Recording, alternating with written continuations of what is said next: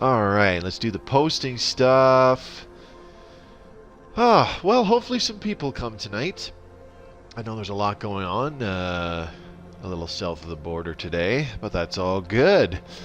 What's going on, everybody? Mobius Y here. We are back Massive Chalice!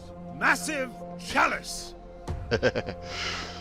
And time of recording this is Thursday, November 5th.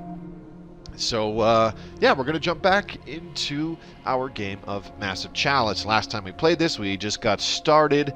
I got us through the tutorial so that those of you watching this either here with me on Twitch or in the future on YouTube, you kind of get an idea of how the game works and what you do in it. So we played our first two battles there.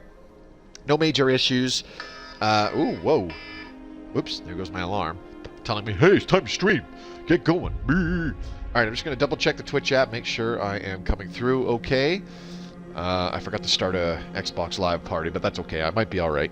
I usually don't do that. I don't have to do that for Stellaris, so. Alright, let's take a look-see. Just make sure everything's working okay. Hello. Wave up, Moby. What? I'm waving, JB. How's it going, buddy? Thanks for coming by tonight. Give me 1 second. Hello? There we go. Yeah, you guys can hear me. Okay, I'm just going to reboot the Twitch app really quick. All right, so thank you very much to those of you who come by to watch me playing this live, and those of you watching this in the future on YouTube. If you would like to see some more of my content, please subscribe to the channel. If you enjoyed the video, give it a thumbs up. And check out the links in the description below. You'll find my Twitch channel where I stream games like this 3 to 4 times a week. So come on by. I stream every Monday, Tuesday, Thursday, and Friday. You'll also find a link to my Twitter feed. Give me a follow there. I post important announcements there all the time, as well as, you know, when I go live and stuff. And you'll also find a link to my own private Discord channel for fans of my content to freely join. It's not mandatory, but I highly recommend it. All right, we're jumping back into our... there's an autosave file? Okay.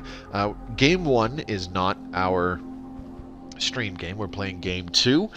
Yes, I'm playing on an easier difficulty. No, I'm not playing on Iron mode. Because I want to be able to save whenever possible. Oh yeah, and we're in battle at Ebott Marsh. So before we could really get going on our third battle in this game, the 2-hour timer was up. So it's time to jump in. Oops, sorry, I just bumped the headset. Thanks for coming by, JB. I appreciate it. Good to see you again, man. Unfortunately, Razor can't join us because these streams are just way too late for him to be a part of in the UK there, which is fine. Okay, so once again, we started off, and enemies have immediate line of sight on us, and that's a big problem. I really, really hate it when that happens. But sometimes it does. This is how the game throws curveballs at you, and it's perfectly fine. Okay, so here's what we're going to do. I want to take out the ruptures. So we've got these little guys. These are the seeds. These are the basic dudes. We're going to try and take out as many as we can so that they don't swarm us. But my concern is these guys, the ruptures. If you recall, they walk up to you and they explode. And they do damage when they explode. They weaken armor, so your heroes take more damage from pretty much all sources. And also... sorry, I forgot to turn on the volume. And also they leave a little corrosive pool on the ground when they explode as well.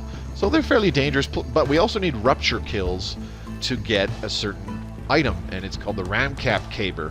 What the Ramcap Caber does is we equip it to our Caber Jacks, which are these guys here holding the big logs, and the Ramcap Caber gives even more knockback effects. So like the Caber Jacks, their specialty is using knockback and stunning enemies. So we've got Charge, which is their level 2 skill that they get, and then we have more skills beneath that.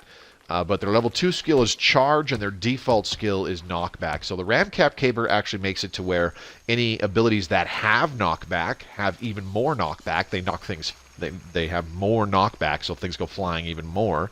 But also, even their basic attacks have knockback. So it's a fantastic item. Probably the best in the game to get as early as possible. So what I want to do here is I want to take out the Rupture that's way up here. That's kind of wishful thinking, I think. The immediate concern is this little gaggle of dudes over here. So let's see what we can do. None of my caberjacks can get close enough. They can't even get in line to use a charge. So the caberjacks are not going to be helpful for clearing these out. However, we have this alchemist here, and if you recall, the alchemist, he's kind of like our wizard with the AoE damage attacks, but they throw flasks in this game. Say knockback one more time. Knockback, knockback, knockback, knock, knock, knock, back, back, back. How's that? I stand by my sleep is for the weak statement. That's fair. I like my sleep. I agree sleep is for the weak, but I do like my sleep. Alright, so we're going to move this guy here. Whoop. Oh, there's another seed there too. Okay, so we got 3 seeds and a rupture to deal with. How much damage will this flask do? Okay. We're gonna do 2 things here. So the alchemist, now that our alchemist is level 2, they have gained the ability free throw. And what free throw does is we can throw a flask without it costing an action point. So this allows our alchemist to actually attack twice in a single turn. Now, I want to try and encompass all 4 of these enemies in a single flask. So we're going to try it here. It's only a 67% chance, but maybe it'll miss by a little bit and still hit all of them by landing here or something. We don't know, but we're going to try it. Here we go. Oh, lucky. And he killed all 4 of them, too. Beautiful. Alright, now the reason why I went with the free throw is because if it completely missed and landed over here, for example, and didn't hit anybody, then we'd have a second chance to throw a flask and see if we can hit them again. So that's why I went with the free throw that time around. Let's just move this guy here to be a little safe. This guy, I'm going to do a wee bit of scouting really quick. Let's move him over here. Okay, I don't see anything, so let's get him back behind the pillar for a little bit of cover. Now, this rupture way up here, I don't think he's too much of an issue. He's a little out of range. He's way out of range, as a matter of fact. There's no way he can get close enough to actually explode on our heroes, but I still want to kill him. So we're going to move this hero. If I move her here, okay, so the little eye and arrow icon disappears in this square, right next to the little bush here. So this square can't hit the rupture. This square can hit the rupture. So we're going to move Christina Alpha Zedida down here. And does she kill it in a single shot? No. So we're going to use her follow-up skill, which will give her a second shot if her first shot hits the rupture.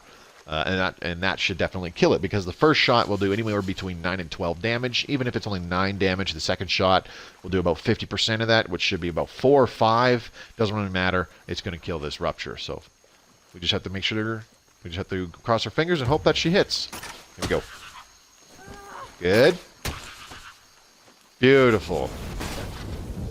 And the rupture does damage nearby enemies when it explodes. Like cadence enemies. Okay, so she's level 3. That's why I wanted her to get the kill, so that's good. Now we're going to get Zephyra to move over here. Oh, she's drunk again. Great. And let's get her to shoot that one. Got him. Okay, beautiful. I like my sleep as well. Always difficult getting up in the morning, though. Yeah, that's very true. You're better off, like, you know, getting up when your body just naturally tells you to. Obviously, that's not feasible for, you know, if you're working full-time and you got to get up sometime earlier, but like on weekends and stuff, or on days off, yeah, you know, just don't worry about your alarm. Just, you know, wake up when your body says, "Hey, time to get up." That fucking alcoholic. Yeah, that is my problem with revelers. Eventually, there is a way to kind of eventually weed them out of most of your retinue, so that you very rarely have heroes that are revelers. And I very much like getting rid of them, because I can't freaking stand having them. They're super annoying. Alright, let's just have this hunter move up here really quick. There was one more seed somewhere over in this area, I swear. Alright, let's kill this one. Boop, there we go. Yeah, I wake up when the kid's body tells me to get up. Okay, so we're going to start moving over here into this area now. There's good cover in this area because there's nice little stone walls that we can hide behind. The nice thing about the alchemist's flasks is that you can throw them over obstacles. Like even these pillars that are full body height, you can throw flasks over that. Really big objects like these trees and stuff, you can't. These will actually block, not necessarily line of sight, but the line of attack for an alchemist. So you can't throw them through trees. You can throw them around them still. So it might be tough to hit your target, but you know, it's still handy. All right, we're gonna get this caberjack because he's got a fair bit of sight. So we're gonna move him over here first. And he didn't spot anything, which is good. Let's get this guy to move down here. Oh, there's 2 seeds. Okay, let's get this guy to go back behind cover. I want to break line of sight. I don't want them coming after us just because they see us yet. Whack! Ducka, ducka, ducka! Alright, so this hunter, I'm not going to worry about stealth moving. I'm just going to get her to move over to here. I just want to get them in position as quickly as possible, so... Ooh, hello. I knew there was another seed somewhere. Alright, well, let's get... we'll get the hunter that's furthest away to shoot that one. So we'll have her move... okay, so this is the furthest point where she can hit that target. That's fine. I feed my hunters a lot of kills and XP in the early portion because I like playing it safe. I like killing ruptures at a distance. I like I get way too excited about this. I like making lapses explode at a distance when they die, etc., etc. Alright, so this guy, we're going to move this dude. Okay, so we got a little bit of a wall. Let's just move this guy here. Okay, there's a rupture there as well.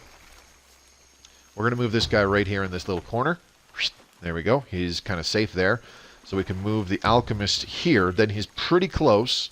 We should be able to move the alchemist, if not right here in this corner, then at least one space behind it, so that he can chuck his flasks from that position. And then we'll move this guy. Let's get him to zip up over here. Is there anything down this route? Nope. Looks like it's fairly safe. So we'll get him to go down here. Put that pillar in between him and the enemies, and then we'll get the drunkard. Whoa, whoa, whoa, whoa, whoa. There we go. All over the place, that one. Okay, so now is where we will use the hunters and their stealth move to actually scout. And what the plan is... okay, let's get this guy to move here for a second. I just want to see something. Okay, I don't see them. There we go. That's what I want. Alright, now this one... we'll get this hunter to move over here. And I'm gonna... Okay, she spotted another seed. So there's one rupture, at least one rupture over here, and 3 seeds. That's what I've located so far. Let's just get this guy to poke around. Okay, so there's 2 seeds in the rupture. Let's get him to move back. Whoop. So what I'm going to do is I'm going to move the alchemist up along here on the outside. And I'm going to put him in this little alcove here. Or this area. I'm going to try to get him to throw flasks over the wall and hit these bad boys. Or I could just put him right here in the corner. That might work too. Alright, let's put him over here for now. That'll work. Okay, so you can see we still have line of sight on the enemies, but because they can't see us, they're not really doing anything. We're going to move the second hunter up top here as well, just to have a second shooter on the outside. And we'll get this hunter to stealth move up to here. Oh, there's a few more ruptures over there. That's why I wanted the second hunter up there. Alright, so let's get this guy to move down here. It's going to quickly light everything up. And I'm going to move my alchemist right here in the corner. That way he can throw his flasks right over top, kill that rupture that's there, and possibly another seed or 2 as well. Oh, there's a seed right here. I don't want to attack the seed that is here in this in these reeds, because this gives enemies and your heroes the obscured status, which increases their evasion by 20%. How this game works in terms of your chance to hit is it's directly it's directly the accuracy of the attacker minus the evasion of the defender. So this seed has 28% evasion, and my caberjack has only 90% accuracy. So his 90% is being dropped down to 62 because minus 28% evasion, which is unfortunate. So let's move him back here, and we shall move. I don't like having people in line of sight because usually that still lures in other enemies. Just because, like, one of them is spotting one of your heroes. I can't believe I didn't notice that seed earlier. I feel kind of dumb. Oh well.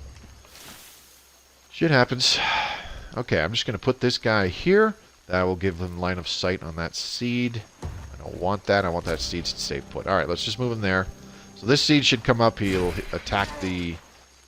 Ooh, that actually did a fair chunk of damage. That's not good. Uh-oh. Uh-oh.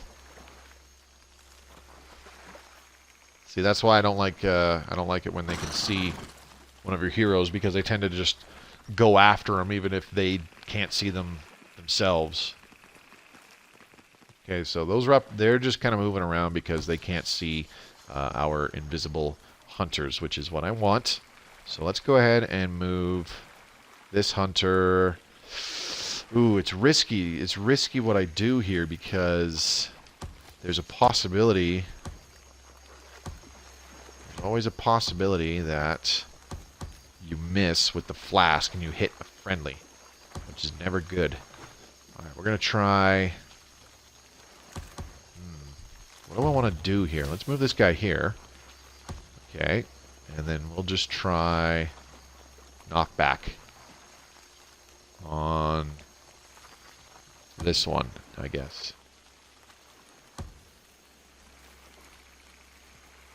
Okay, well let's you know what? Let's move this hunter. We'll move her right here into the... Ooh, are those reeds as well? Yeah, they are. We'll move her right into the corner. Right over here. There we go. That gives our alchemist line of sight. Or, well, I should say it gives him vision. So we're going to do another free throw. We'll hit it here because it's 79% chance to land there as opposed to 72% further away. So we'll do a free throw in case it horribly misses and we get a second throw. Okay, good. He actually killed both targets. Beautiful. I like it. Okay. So we're good there. Now we just need to kill these seeds. And... 10 to 14 damage if he hits and kills. Okay, so let's just get him to whack this guy. Damn it, glancing blow. Son of a bitch. Okay, now I absolutely need him to survive. So I'm going to play it safe. We're going to use a charge because charge will not miss. So let's move this guy in line with the seeds. Let's put him here. And then we shall charge. Oh, did you Boof! see the way There we that go. one went down? Got him. That's what I wanted to do. Now, I really got to keep this alchemist safe because he is in serious trouble. Let's move this guy down here. That'll give us a bit better vision up in that kill zone area up in here. So this is going to kind of be our kill zone a little bit. I'm going to move this hunter. She can go... can't quite go to the spot that I want her to. I want her over here in this corner. But for now, just to be safe, I'll put her right here. She can stealth move there still. So we're good. Now, with the music playing, that means that we've killed about half of the cadence on the map, so they're going to be a little bit more aggressive-ish, and actually kind of come after us a teeny tiny bit. So I want to be a little more cautious. Let's move up here. How do I get this person to shoot that thing? Let's just move her here for now. There we go. Okay. And I don't want her to get accidentally spotted by something coming through the zone there, so let's back her up. Just to be on the safe side. And this caberjack, let's move him up here. And I'm going to leave him there. And I'm actually going to keep this caberjack here on the other side to protect our alchemist. I don't want to lose our alchemist. So I'm just going to put him right there so that he has vision. And I'm going to leave him there. And the alchemist is going to stay here in the corner, where he's pretty safe.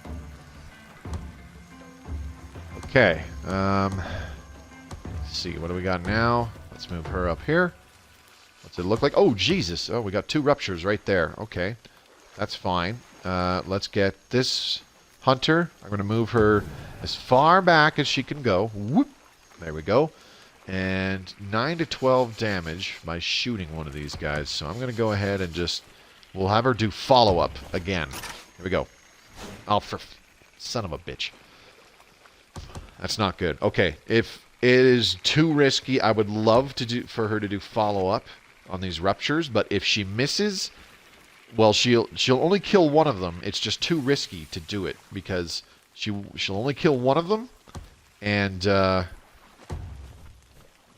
other one will just run up to her and explode. And I don't want to do that. I don't want to deal with that, I should say. So I'm going to move this guy here. He's in that corner. He's good and safe. Keep him there. Keep him there. Oh, Jesus. Okay, here they come. So let's make use of our alchemist now that they are close enough.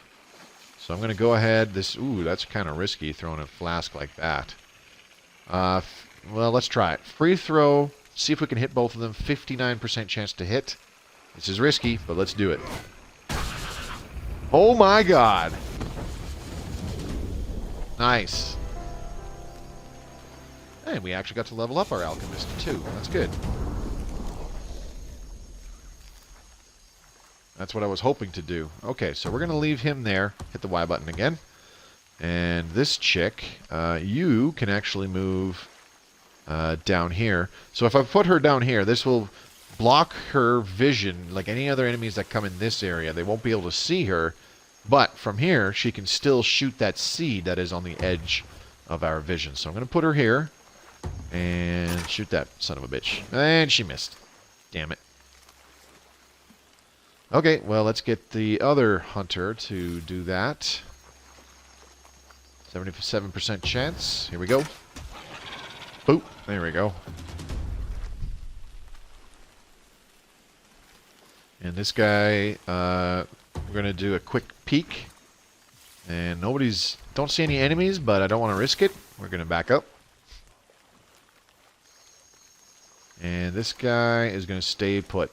I don't know if there's any enemies that were still in the trees, like up in this area to the right of where we started. I don't know if there's any enemies there, and if there are, they might actually approach from there. So I'm just going to keep this guy back, give him line of sight in that back area, basically right where we started with this mission. Okay, so let's get this hunter to stealth move over here, see if she can spot some enemies. Oh, there's a seed and another rupture up there. Okay, so the real question is, if I get her to shoot at this rupture, his speed is 3, which means that he can actually move 6 spaces. So how it works is the enemies also have 2 action points, just like your heroes. So when we look at this hero's speed, her speed is 4. So she can move 1, 2, 3, 4 spaces in any direction with 1 action point. So if she had 2 action points, we could actually move her another 4 spaces, so a total of 8. So because this rupture has a speed of 3, it can move 6 spaces, and it can move 1, 2, 3, 4, 5, 6. It can run right up to her and explode. So I don't want to shoot at it. I'm just gonna sneak my hunters closer, stealth move her. There we go, and we'll have this hunter go right here. She still has eyes on those particular enemies. And we'll move the caberjack just a tad closer. Actually, no, we'll just keep him back there. He's fine there. Okay, skip those.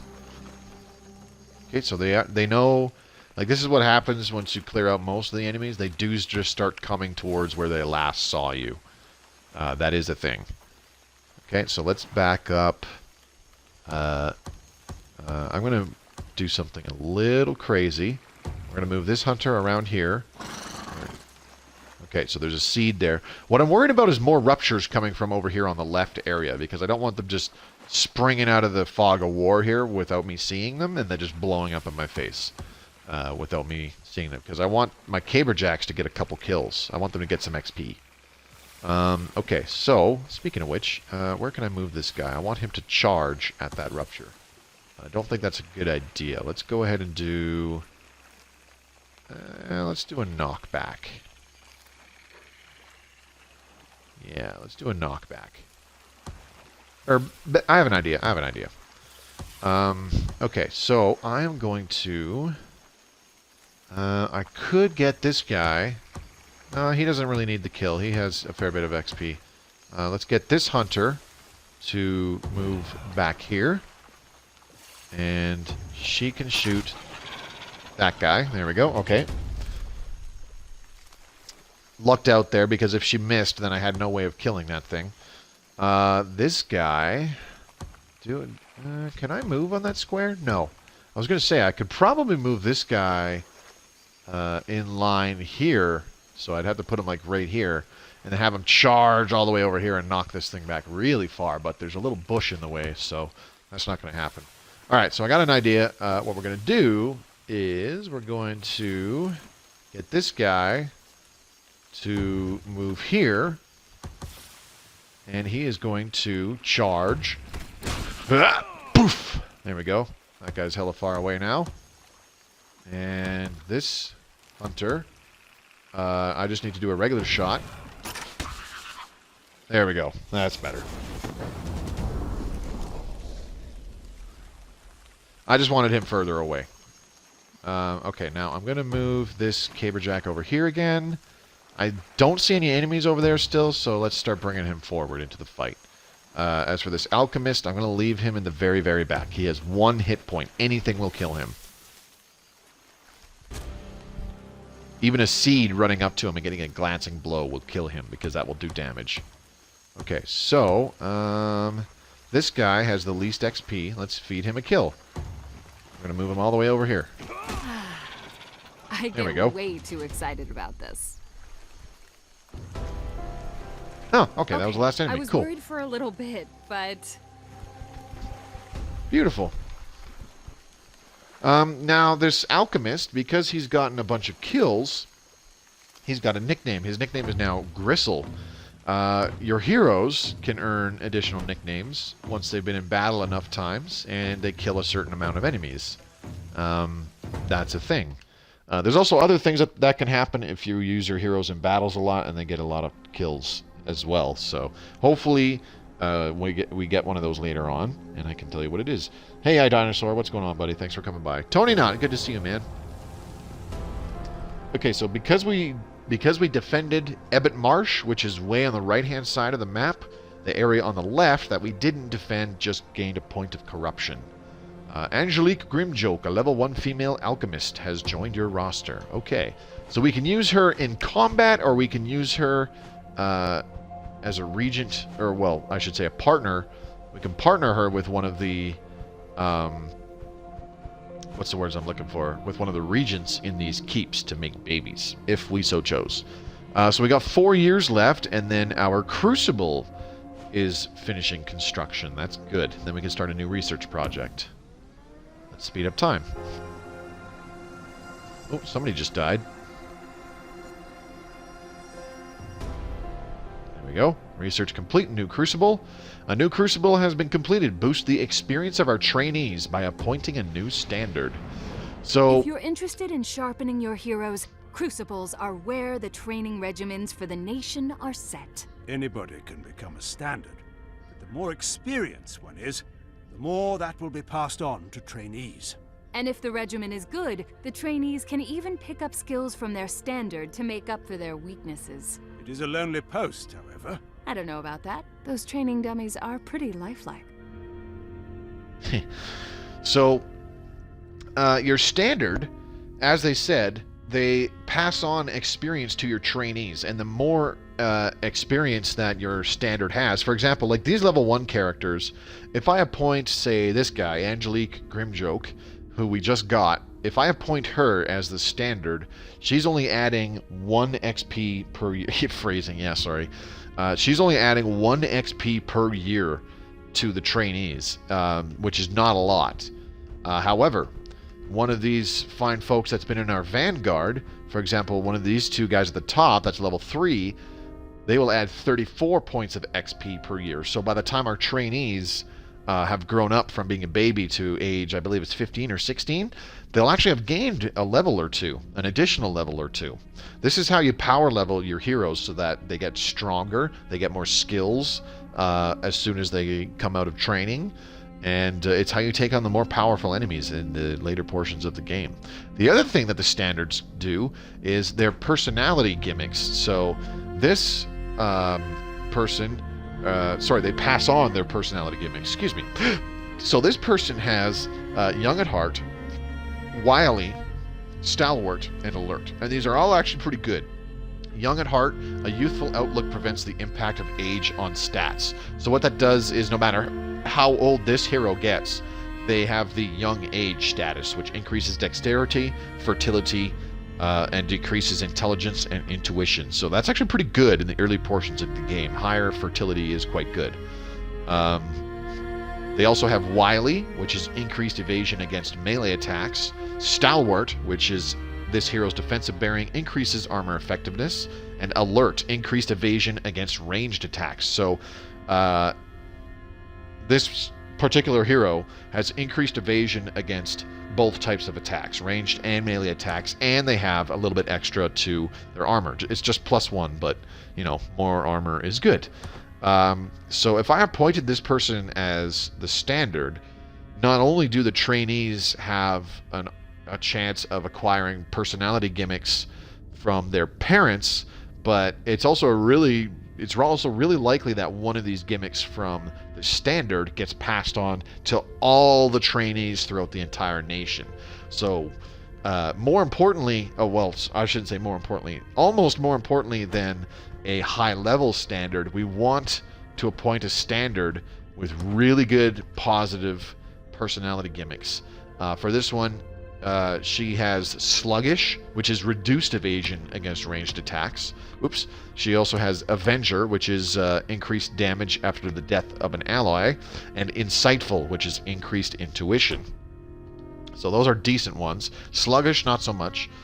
This person has wily, which is increased evasion against melee attacks, but she's also sluggish, reduced evasion against ranged attacks. And those are the kind of examples. This guy here, he'd actually be pretty good because he's level 3, he would pass on 30 XP per year, and he has the Stalwart personality gimmick, so he increases armor effectiveness with his personality. Having that passed on to all of our trainees would actually be pretty good. And anybody else underneath that is only like level 3. Somebody died. Aw, man, it looks like our alchemist, Mr. Gristle, the guy that just got the nickname. It looks like he died with that sound. Okay, so we got a new Caberjack. Let's give him the charge skill. What does he have? Sickly, asthmatic, and slow learner. Those are awful traits. But he's got the lone wolf personality, which is kind of decent.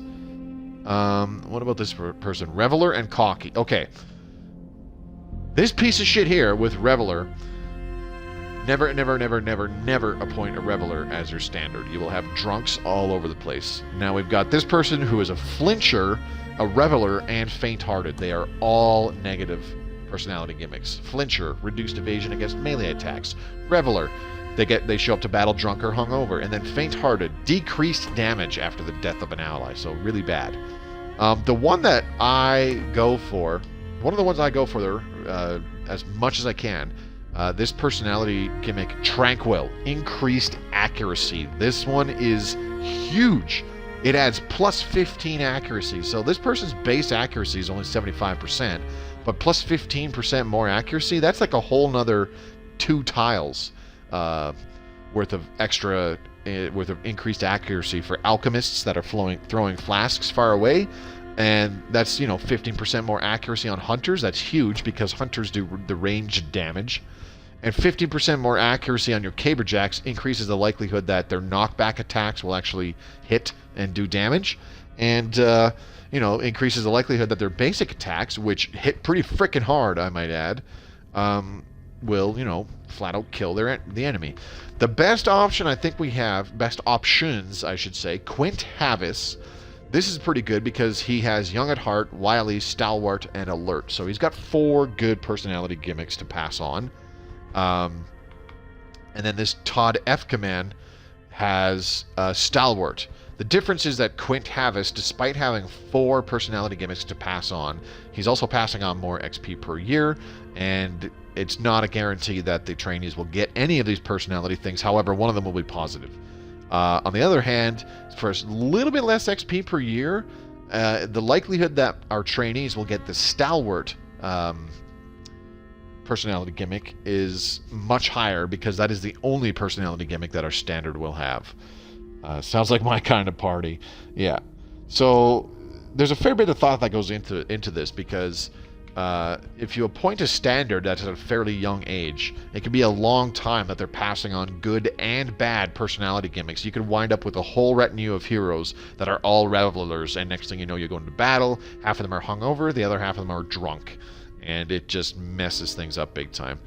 I think I am going to go with Todd F. Command, because I want him to pass on Stalwart, and I don't think the F. Command house is in a keep, so when he dies, it's not a big deal.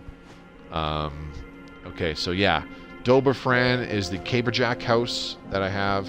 So all of the Caberjacks that I'm thinking of appointing as a standard, sorry, both of the Caberjacks I'm thinking of appointing as a standard, neither of them have a keep where they're continuing their bloodline. You know what, I'm going to make it Quint Havis, because he's got good personality gimmicks across the board, and he's passing on more XP, so he'll power level our trainees a little bit more. So confirm. Are you sure you wish to promote Quint Havis to the standard of this Crucible? Yes, it's a permanent choice. You cannot undo it. It's the only job I'd ever be interested in. Not much danger, sure, but you get to fight every day and inspire others, all to the cries of struggle and incapacitating injuries. Sounds relaxing. Right? The other thing, too, is that, you know, appointing this guy as standard, despite the fact that he has good personality gimmicks, and he's, you know, one of our higher level heroes right now, he has pretty poor traits, lower intelligence and low fertility. So it's not bad making him the standard. Okay, so let's back out. We can check out our hero retinue. I want to take a look at the vanguard that we have left over. So our alchemist died, unfortunately, so it's a good thing we got a replacement with this chick. Let's take a look at her. She's dim-witted, lower intelligence, puny, decreased strength, nimble, increased dexterity. So those are kind of bad. Lower intelligence is bad for alchemists because that lowers their damage. However, she has the tranquil personality gimmick. That is big. I like that. She might do less damage, but she'll hit her targets more. So I'll probably put her in our vanguard. And we need to get a replacement Caberjack as well. This guy, Todd F. Command, he's also got low fertility, geez. But he's nimble and he's a quick study, so he'll power level pretty decently in our battles. He's got Stalwart, so that's good. And then this one, oh, hang on, I gotta reboot the Twitch app, it just died on me. This one here, she's a brand new Caberjack class. We just gave her the charge ability. She's only level age 16, excuse me. But she's a special type of Caberjack. She's a hybrid Caberjack. Her house right now, her parent was a Caberjack, and her parent's partner, one of her parents, namely the head of the house, was a Caberjack, but the partner was an alchemist. So this is an alchemist Caberjack hybrid, and we can't see it right now because it's the starting skill for Blast Cappers, which is the name of this class. But she has a special skill called Explosive Caber, where she hits like a basic attack that does less damage, but it does area damage in a small cone in front of her, and it's actually pretty badass. So unfortunately she has sickly, decreased max HP, asthmatic, that is terrible. Movement is reduced after sprinting in a previous turn, and she's a slow learner, so decreased XP gain. That's awful. Lone Wolf, though, improved stats with no allies around. That's not too bad. Let's see. How about Beth and F Command? Strong-willed, nimble, slow. I really hate slow because her speed is down to 3 instead of the default 4.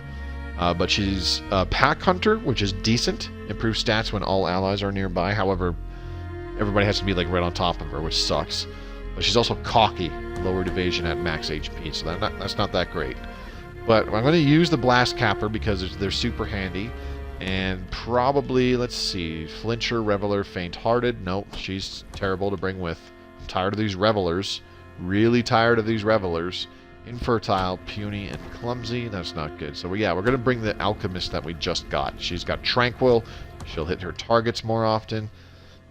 Jeez, this poor guy. He has 0 XP points. I feel kind of bad for him. He's going to die soon, though. He has heart disease. Okay, so we need to check out research projects. A Sagewright's Guild right now would be pretty good. Well, decent, I guess. More keeps would be huge. But right now, we got enough rupture kills that we can build unstable carapace armor. We can get a sponge stone from the seed corpses. We don't quite have enough rupture kills to make a ram cap caber, though. That's what I want.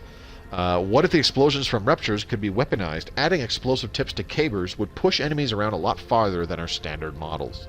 What it doesn't say is that it adds knockback to the caberjacks. Like, all the caberjack classes will have knockback with their regular attacks, which is really good.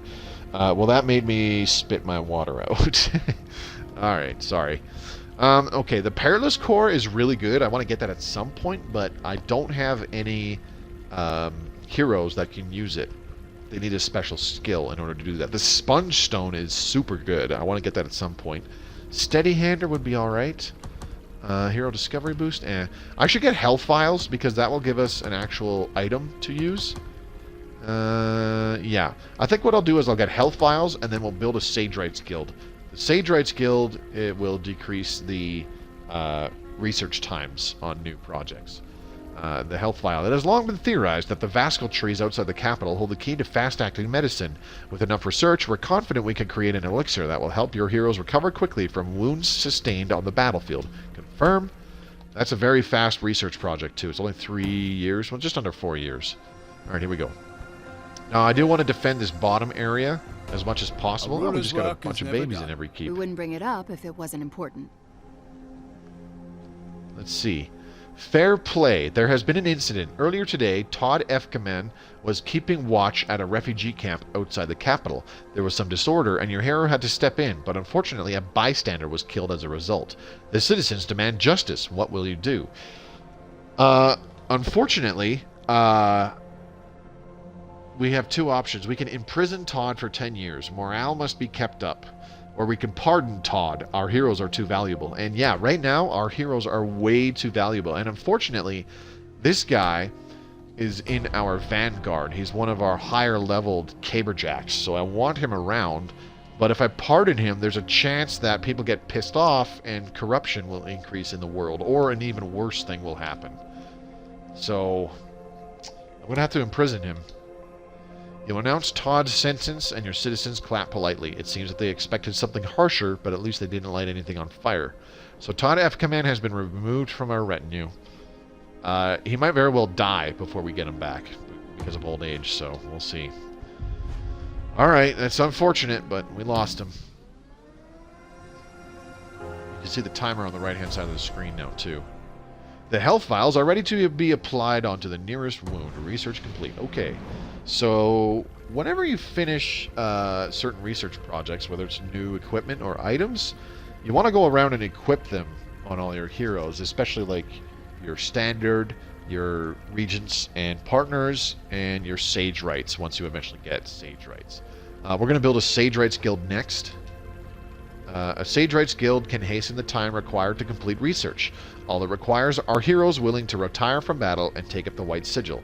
The cost for building guilds increases with each construction, so we're going to confirm this. Our next keep will require 13 years and 94 days. Keep that in mind. Okay, so we're going to build this guild down here at the bottom. Construct a building in this region to provide this bonus. Local guild plus research. Boop.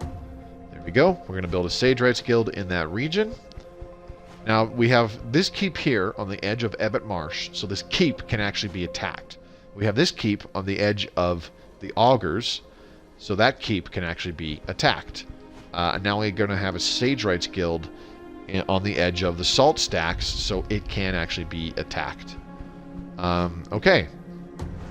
So we're going to go back to the capital really quick. It's been 45 minutes already. So we're... usually when you get the health vials, your heroes automatically equip those.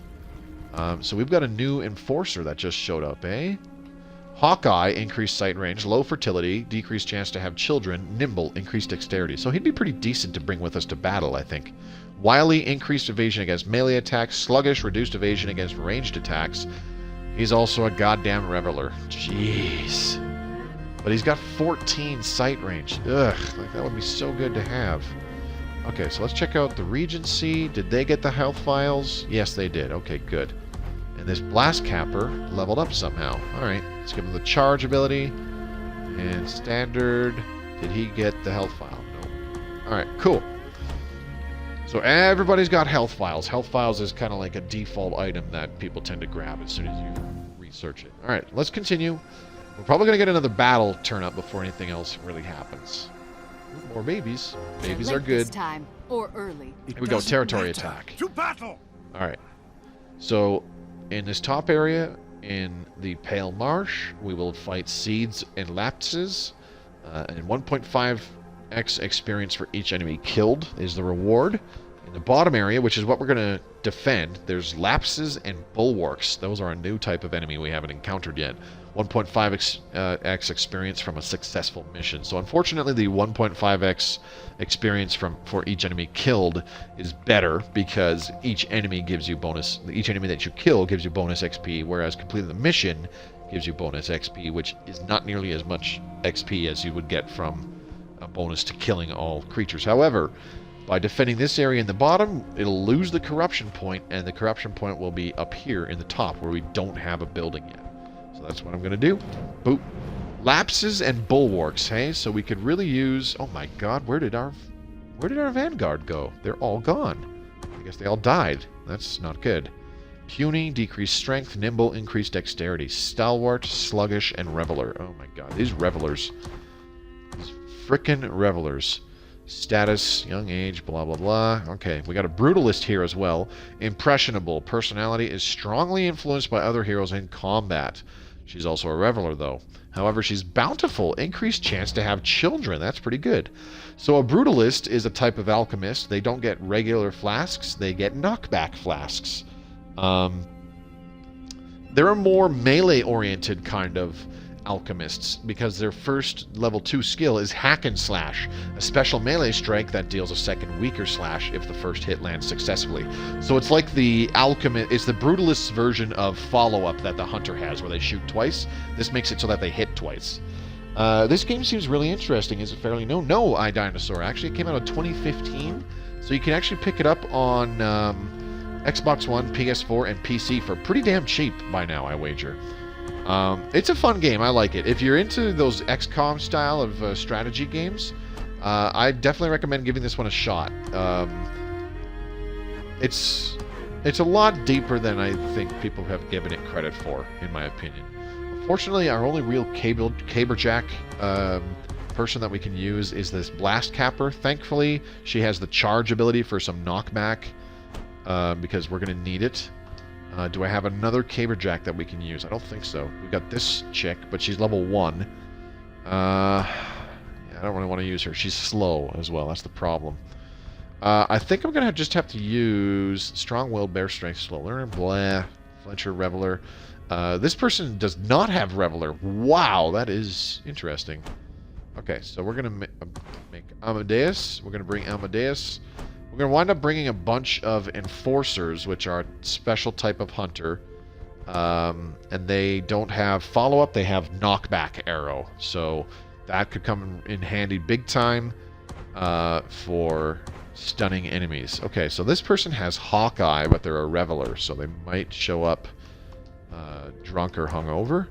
Oh, we want to bring the Brutalist as well, so let's queue him up, excuse me. Then we need 2 more, so we're going to bring 2 more Enforcers. Let me see here. Hawkeye and low fertility, but they're nimble, increased dexterity. Wily, sluggish. Okay, so she's actually pretty decent to bring. Oh, that's a guy. Brian is pretty good because he's got Hawkeye. This one, are they a Reveler? Yes, they're a Reveler. Puny, decreased strength. Nimble, increased dexterity. So that's pretty decent. Stalwart, sluggish, and Reveler. These frickin' Revelers. This whole house has Revelers, and it drives me nuts. I don't care for the increased dexterity. It means this person will do more damage. And they're also level 3, which is pretty good. But I want Mary Alpha Zedaida to show up here because she has Hawkeye for increased sight range. So yeah, let's bring her. Okay, so everybody has a health vial. We got a bunch of Revelers on our team, but you know, maybe not all of them will be drunk. So in the lower left, it says cadence types are lapses and bulwarks. Those are both ranged enemies, so it's going to be a bit of a pain in the ass to deal with them. However, we have 3 enforcers with knockback arrow to, you do knockback. We have a brutalist with knockback flasks, and we have a blast capper with charge. So we should have enough stun capability to immobilize enemies while we try to line up a kill for them. Alright, we're going to deploy. This could be a tough one. This isn't really my ideal setup. I would have wanted 2 caberjacks to deal with bulwarks. Bulwarks are such a pain in the ass. Hero messed up the landing there. Not a good sign. Quiet. There we go. Okay, so this map type, the last map type we were in was Ebbitt Marsh, and its special thing on Ebbitt Marsh is those reeds that you can hide in that obscure your heroes or enemies and increase their evasion. Here in the salt stacks, you have these things, these egg-shaped things. They're called shatter rocks, and they act as cover. However, they can be shot or hit or whatever and damaged, and that will destroy the cover, and then they can be like shot through by hunters and stuff, and they don't block vision anymore, and then they can be hit again so that they're no longer blocking that square. So you can actually use them in some pretty interesting tactics. We're going to have to scout immediately around us. We've got 3 enforcers to walk around and stealth move. Oh, Jesus!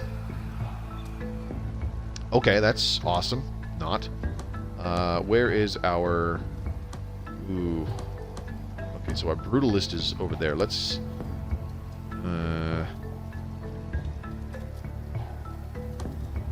You know what? I'm going to say, fuck it. We're going to do... If I do an explosive caber there right away, though, that's not terribly good. Okay. Okay. Can't get past them either, so let's just... I want to get the... what's his face? What's her face? Sorry. Let's just move her here. Okay, so there's no other enemies here. That's good. So what I'm going to do is I'm going to move the Brutalist right next to them. Now the downside to the Brutalist compared to a regular Alchemist is that they do not get free throw. So they get 1 throw, that's it. And it tends to do a little bit... It tends to do less damage than a regular Alchemist flask. So I'm going to throw this. Boop, there. We got the one on the left because it got knocked into the wall. And it finished her off. Unfortunately, it stunned our blast capper because it knocked her into the little pillar here. I didn't see that. I thought she'd be fine. My mistake. Now this person... let's see. Who needs XP? They all do. Alright, this person, just go ahead and shoot him. Or miss. That's fine too. Damn it. Okay, so let's get this person to move over to here. Whoop. Oh, you're drunk too. Great. You shoot him. You miss as well. That's okay. Beautiful. Perfect. Awesome. This is going real well. Alright, well, let's just scout around a little bit more with this person. See if we can find more enemies. Bulwarks, like lapses, prefer to fight from afar. And you better make your first hit count. Because at the slightest touch, this lug will shield itself, and then you're left standing with your caber in the wind. But it only lasts a short while. So have your heroes ready for a second round. Or a third. So the thing about bulwarks, they also have a ranged attack like lapses. When lapses hit you with a ranged attack, they actually make your hero lose a small amount of XP. And the lapse explodes with a knockback explosion when it dies. Bulwarks, their ranged attack can hit anything in a line. So if it will actually go out of its way to line up multiple heroes and shoot to hit 2 or 3 of them at a time. And it will also hit other objects that can be shot, like these shatter rocks. So long as it hits the target that it's aiming for, everything in that line gets hit by the shot. The other thing too is that bulwarks, when you hit them, they activate their bone shell, which reduces any further damage from whatever damage source to 1. So you have to hit them hard, have them activate their bone shell, and then either hit them enough more times to, just like little tiny chunks of 1 HP. If they're weak enough, you can hit them a few more times to actually finish them off, or you stun them so that you get a free turn the next turn you get in order to make your move on them. Alright, so we're going to use a knockback shot on that lapse, I think. Actually, hang on. Can I move my blast capper? No. I can move my brutalist, though, so we'll move the brutalist here and go ahead and kill this stupid lapse. Boof. Or don't. That's fine, too. Jesus Christ. Okay. Both these people have 510 XP. So either one of them can kill this thing. Let's move this person here, just in case there's enemies over there on the left. I don't want it to see them. Right, take the shot. God damn it! You have an 80% chance to hit the target. What's your problem? There we go. Thank you. Jeez. Okay. So we're okay because even though the Brutalist got knocked back from the explosion, it also put the Shadow Rock 1 space further away as well. So there was no chance of him getting stunned, which is good. Okay, so knockback arrow is what we're going to use against these enemies over here. And when I use this, or sorry, knockback shot, excuse me, when it hits the enemy, the direction that you hit them from is generally the direction they get knocked back into. So if I hit this right, I'll hit the lapse and knock it into the bulwark and stun them both. I'm just doing a little bit of damage to the both of them for shits and giggles. That's really all I'm doing. Boop. Oh, no, it knocked her the wrong way. Oops. That's okay. She's still stunned, so she can't move. There's a lapse right over there. Shit. He just lost XP. That's not good. Alright, well, we need to find these enemies, so we're going to move this guy here. Hello. There they are. Okay. So the bulwark is just in line with this Shadow Rock. That's actually pretty good. If worst comes... Actually, that's exactly what I'm going to do. I am first going to get the hunters to open fire and try to do some damage to start things off. Let's move this guy here. He's also drunk. Great. Let's start by shooting this bulwark with a regular shot. Oh, for fuck's sake.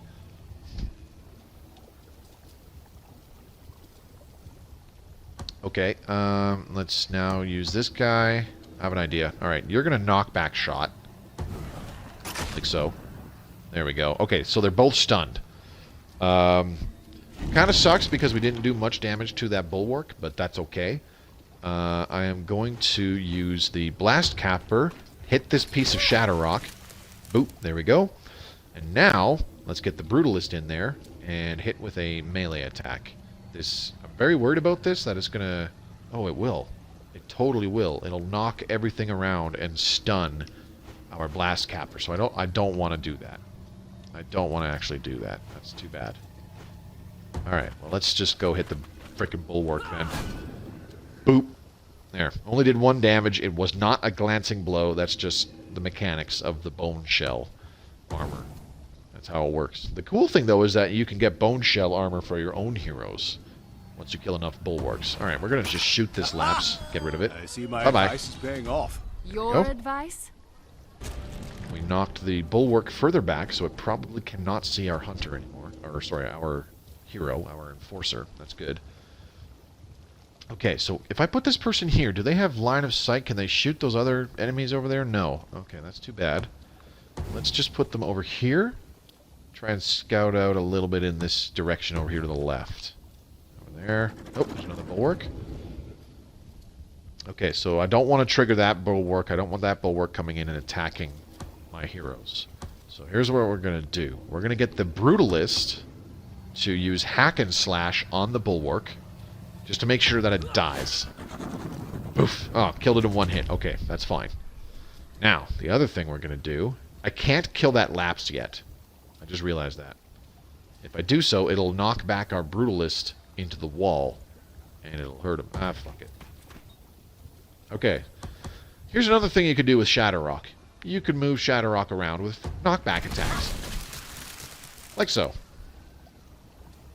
That Lapse is now stunned, and I'm safe to leave her alone and move my other heroes around in other portions of the map. Okay, so let's get this guy to stealth move, put him up here. I think what I'm going to do is, rather than go towards the bigger middle area of the map, I'm going to go across this bridge, which is a little riskier. There's a lot less cover. We're going to move our heroes across the bridge and work our way from the outside to the inside. I think that's the play. Alright, let's move him here. Can he stealth move now? Yep. So when your hunters are actually spotted by an enemy, they cannot go into stealth move. And this is the same for any heroes that can use stealth move. There's actually a certain type of caberjack called a shadowjack that can use stealth move, which is kind of cool. Alright, so let's get the Brutalist to kill the Lapse. God damn it! Alright, I gotta get the Blast Capper to hit her from the right angle so that they don't both get stunned. So, from this angle, here we go. Boop. There we go. Alright. Okay, we're good. Now, which hunter is not drunk? Okay, so this one is just hung over, so they still have really good sight range. I think this one here, she's drunk. Yeah, so lowered sight. And this one, he's not drunk, but he doesn't have Hawkeye, which kind of sucks. Okay, so let's put this person here. We can stealth move them around a little bit. And let's put this one over to here. Give us a little line of sight on that bridge, and then we'll just move this one here. So I'm starting to move our heroes across the bridge to get the other portions of the map. That bulwark I'm not worried about. That one I am. Okay, Brutalist, you need to start moving up this way. Oops, I think I might have put him in the wrong spot. Shit. Does that bulwark see him from there? I think so. That's not good. Alright, why is this chick so slow? Oh, because she's asthmatic. That's why. Reduced speed for moving too far last turn. Ugh. Asthmatic heroes and slow heroes, they both drive me nuts. Absolutely nuts. Alright, I think what I'm going to do is... let's go ahead. Let's get this guy to move over here. And then what I'm going to do is have him shoot this bulwark with a regular shot. There we go. So he's going to do the shell defense. And then I think I should be able to move this person right here. There we go. Move this person right here, just on the edge of his movement zone. And then I'll use a knockback arrow on this bulwark to knock him out of line of sight. He will be too far away to see our heroes. Or we'll just miss. That's cool too. I am so disappointed in my heroes today. Alright.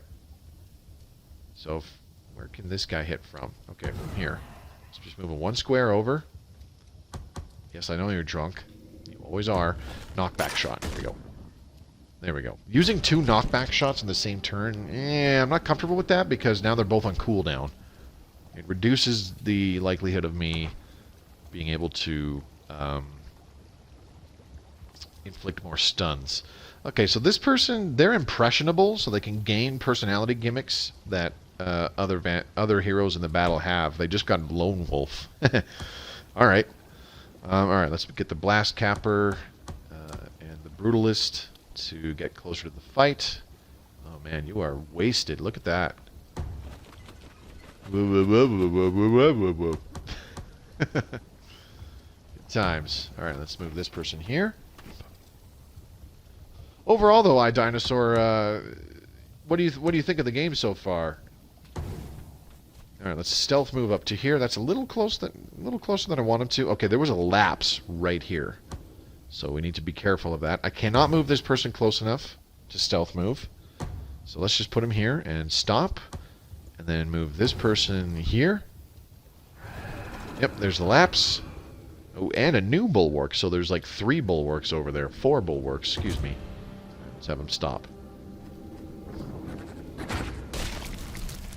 Sometimes they do that. They just randomly shoot some of the objects that are on the map. Which is fine. They can do that all they want. Alright.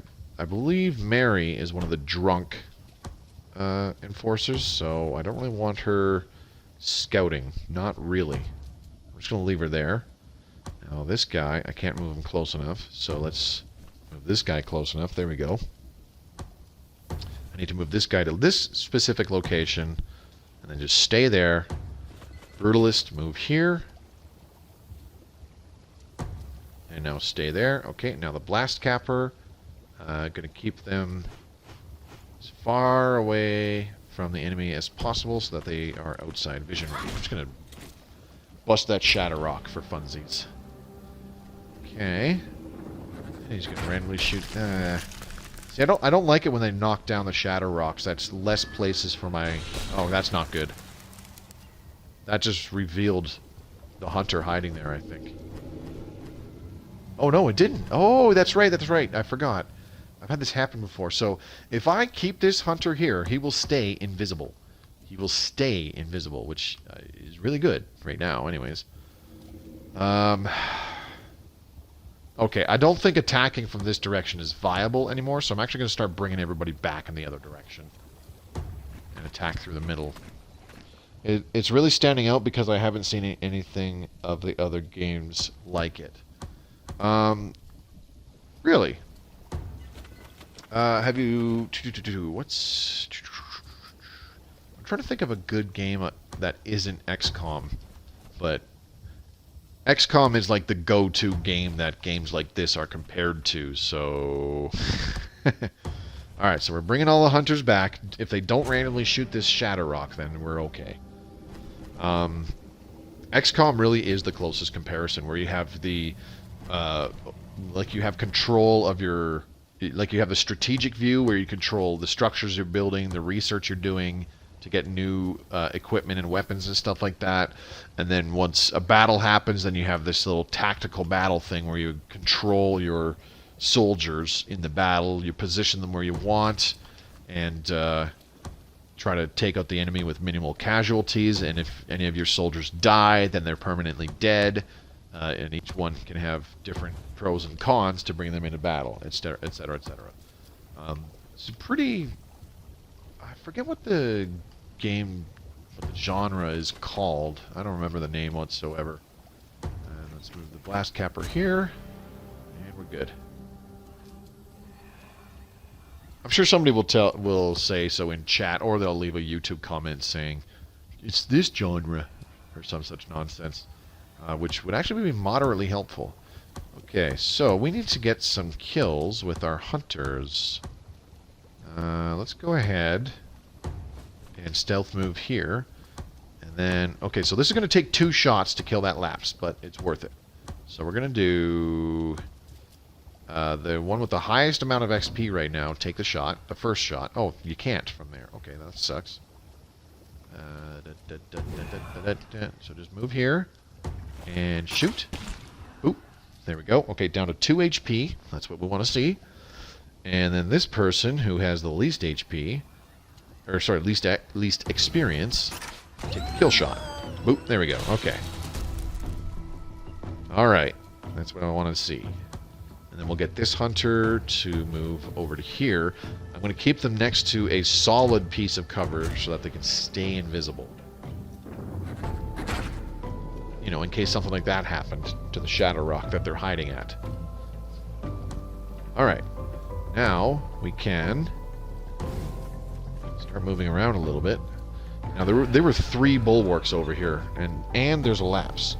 I've heard people talk about XCOM, but never seen anything from it. Personally, I've been meaning to check it or something in the genre, like it out, but hadn't gotten around to it, so I'm really enjoying this so far.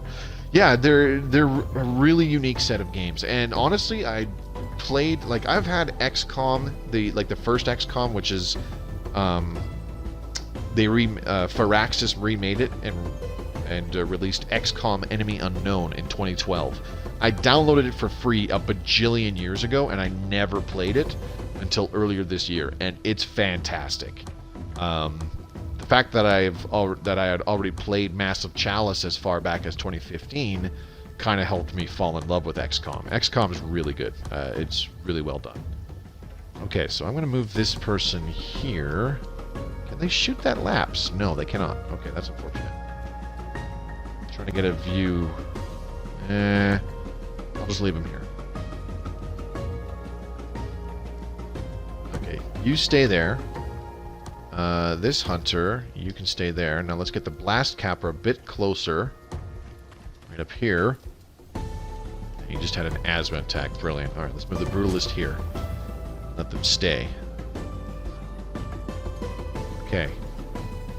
So what I'm going to have to do is I'm going to have to knock back the bulwark somehow so that they're not in range. Ooh. An opportunity has presented itself. So the lapse is here, directly in line with the bulwark and the shadow rock. So if we kill the lapse, it'll explode and it should knock the bulwark into the shadow rock and stun it. That will give us an opportunity to kill the bulwark. Sort of. Let's see. Can I get anybody close enough? No, I cannot. Damn. Okay. So what I need to do... Damn. See, okay, so...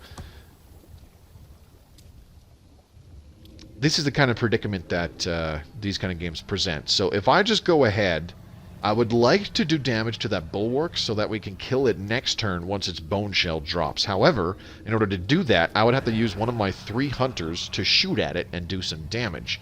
And that gives me one less hunter to shoot at and guarantee that we kill the lapse. Because if I shoot at the bulwark and damage it, and then the other 2 hunters shoot at the lapse, if one of them misses, the lapse is still alive, and then the whole plan goes to shit. So, you know, stakes and all that. Okay, let's move here. I'm just going to flat out kill the lapse. That's the safe thing to do. Okay, we got a hit. Good. Now we're going to get another hunter. Let's get... not that guy. Let's get this guy to move right here. Stealth move. And hit the lapse. There we go. Aw, damn it. Oh, yeah, yep, it stunned him. See?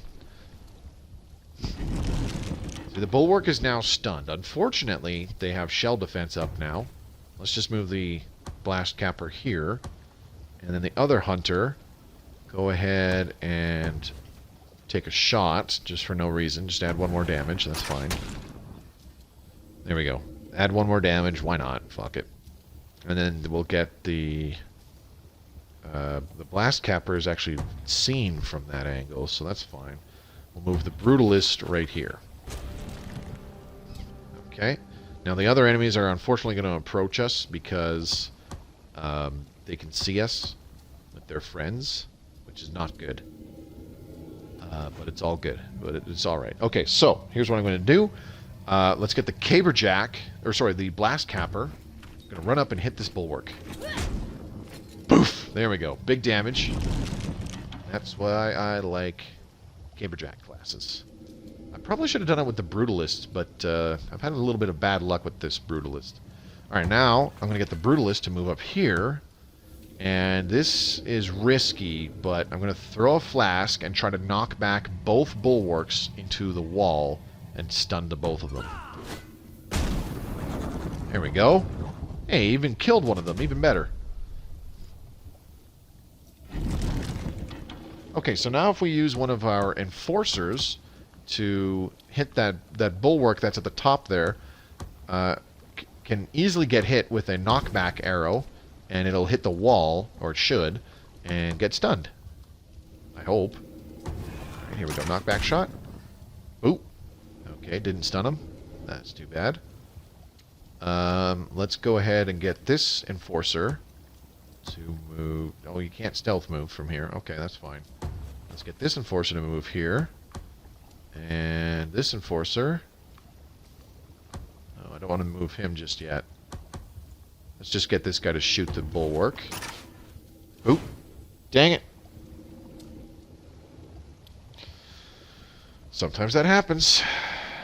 Alright, now let's move this guy here.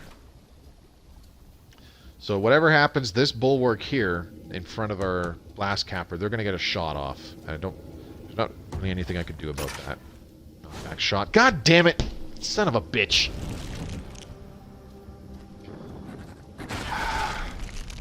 There's a good possibility one of our heroes is going to die. Whoo! We lucked out. We lucked out. Okay, so... Ah, damn. Okay. You know what I'm going to do? Let's just move our hunters, our enforcers a little bit. Try and kill them with shooting them. There we go. Okay. If our enforcers can finish off these bulwarks just by shooting them, then we can apply some first aid. Actually, let's get our blast capper to smash this thing in the face. Boof! There we go. And now we get the... Okay, so this is a nice use for hack and slash, because there's always a chance that the Brutalist will get a glancing blow and only deal 1 damage. It doesn't matter because I'll only deal 1 damage anyways. So I'm going to hit the bulwark twice and finish off those last 2 HP. Bink! Bink! It's dead. Alright. Call the cooks! For every pawn killed today, I want a roasted turkey waiting for that hero. Just shutting the door on vegetarians again, huh? You always forget about the vegetarians. Oh, excuse me, yes. Sorted salads as well, please. Alright, so our Brutalist actually hit level 4, and how the skills work is every class starts off with a basic skill. Pretty much all the hunters get stealth move. The caberjacks get varying amounts of, different types of skills. The regular caberjack gets knockback. The blast capper gets the explosive caber, and the shadowjack gets stealth move, just like a hunter. Alchemists get the throw flask. Brutalists get the throw knockback flask, and then the other type of alchemist is the boom striker. They get throw precision flask. So they basically have a throw flask thing. And then from that point, all of your heroes get an additional skill every 2 levels. So at level 2, our Lean Grey, our Brutalist, got Hack and Slash. Now at level 4, we have a choice between an extra item slot, which allows Lean Grey to carry an extra item, or Fury, where he does increased damage for a few turns after each hit received. Fury is actually pretty good. You can stack up a good bonus amount of damage. However, because he's an alchemist and he's kind of fragile, he only has... Well, sorry, he's got 19 HP, so he's not that fragile. Having him get hit repeatedly so that the Fury bonus is active is not really a good idea. So I think I'm going to give him the extra item slot. And for now, this will only allow him to carry 2 health vials, so that he can heal himself or other heroes in the battle twice. That's actually going to be kind of useful. Alright, we got a pretty nice victory there. Still got about 40 minutes left in the stream, so I'm sure we can get at least a 3rd battle in before I call her a night. Alright, so we cleared the corruption out from there, but the corruption spread in the other region up in the north. Okay, so we still have 5 years before our Sagewright's guild is done. Let's go ahead and let time pass. Somebody just died again. It might have been one of our heroes in our vanguard. I hope not. Oh, more babies. We can't decide on what the What do we got here? move is here. So, we require a 3rd party. The Balloon Man, an old man with steady eyes, stands before you. I have been beyond the corruption, he asserts. I have built a hot air balloon for this purpose, and I have seen what can't be seen, but nobody will trust my word. I ask to take your hero, Kong Sing Alpha Zedida, on a new expedition to prove that insanity lies not within me, but out there in the expanse. I guarantee it will be a most illuminating experience. Let's take a look at this guy. He is dim-witted, lower intelligence, strong-willed, personality is not influenced by parents or other trainers, which is actually not that good, and he has a tendency for sons, with children. He also has Avenger, increased damage at the death of an ally. Let's give him the knockback arrow skill.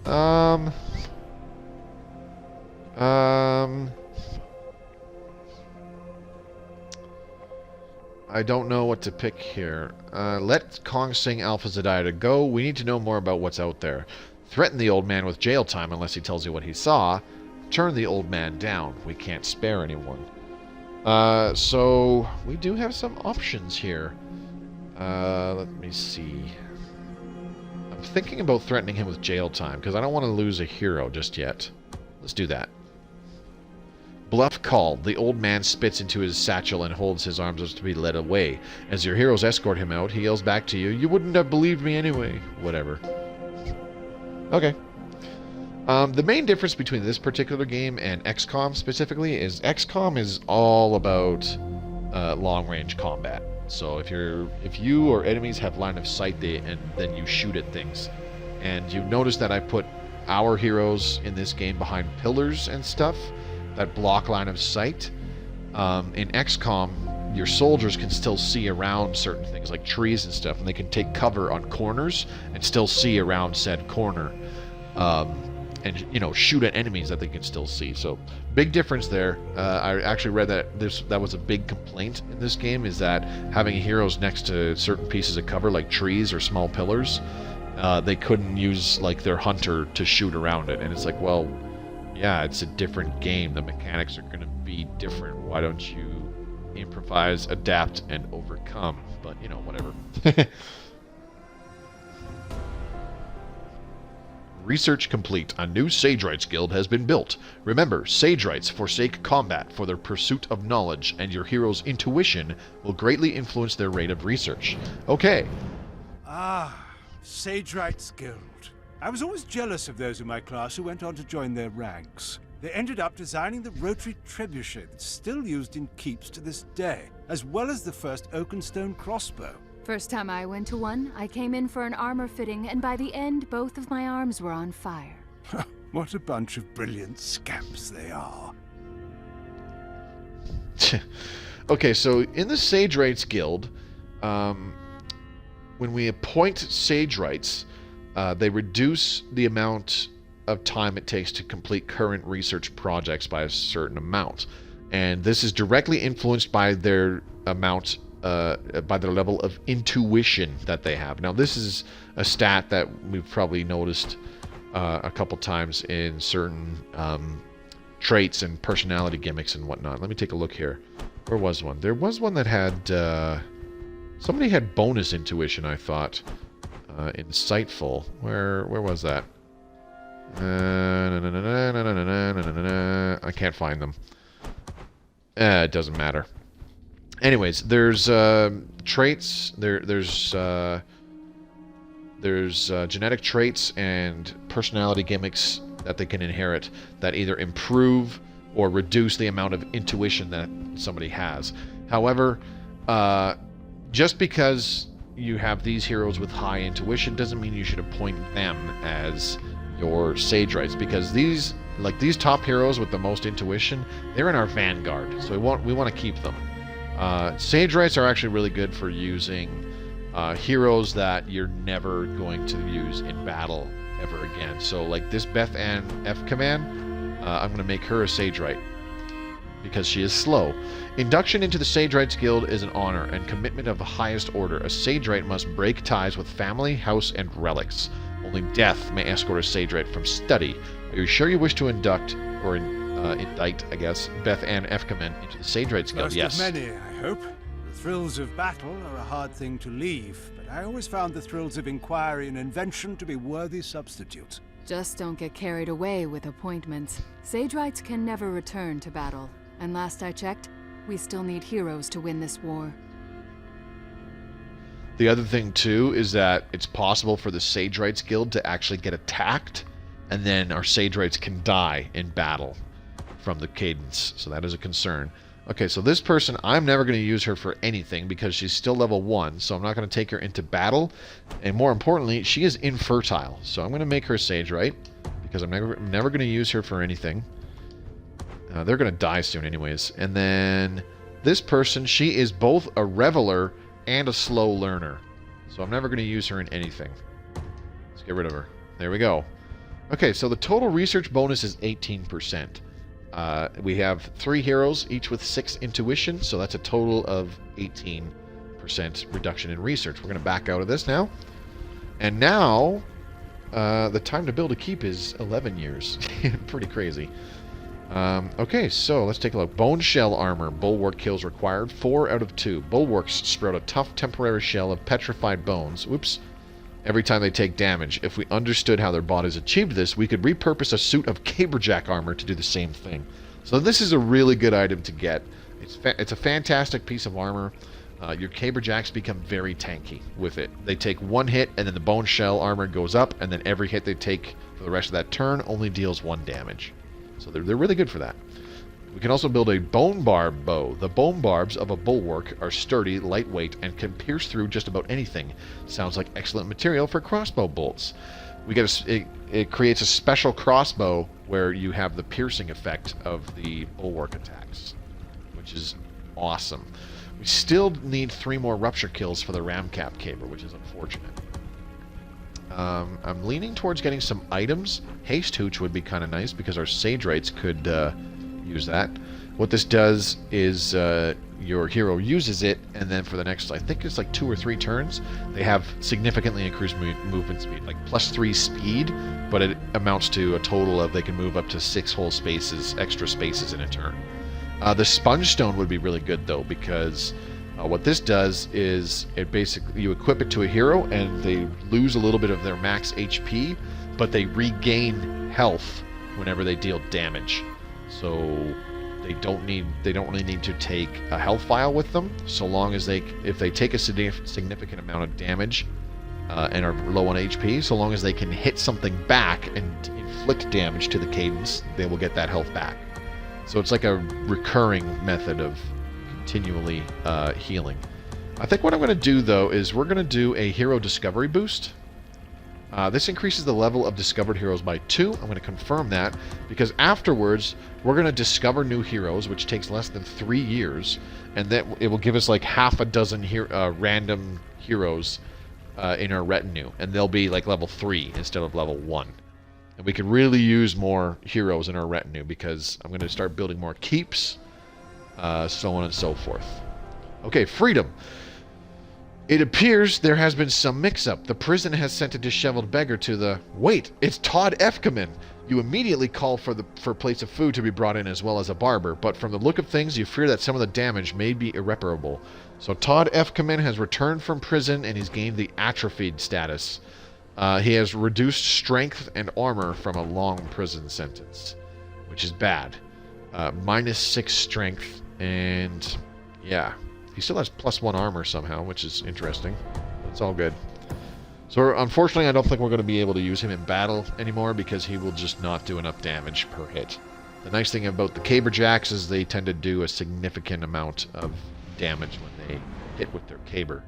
Okay, well, we just lost one of the ladies in the Sagewrights Guild, unfortunately. Robert Alpha Zedaida, puny, decreased strength. Hearty, increased max HP. Quick, increased movement range. Good. He's wily, another goddamn reveler, and he's stalwart. Okay, so he might actually be useful in combat. This chick, on the other hand, I should use her. Okay, so Todd Efkaman, he has a lot of intuition because in old age, your heroes get a bonus to intuition. So we're going to make him a Sagewright. I'm not going to use him in combat anymore. He'll probably be dead before anything major happens anyways. Alright, let's do this. I wish we could be in the towns tonight to help with their grief. They'll be fine. Alright, so we just lost a partner. That's unfortunate. So the current region is 57. I don't know if I want to give her a partner. This Brutalist, he is bountiful. Increased chance to have children. So let's back away. We're going to back away. We're going to wait till she dies, and then we'll be able to give that bountiful partner to the new region. Education just got a lot less exciting. Standard Quint Havis has died at the age of 62. That is not good.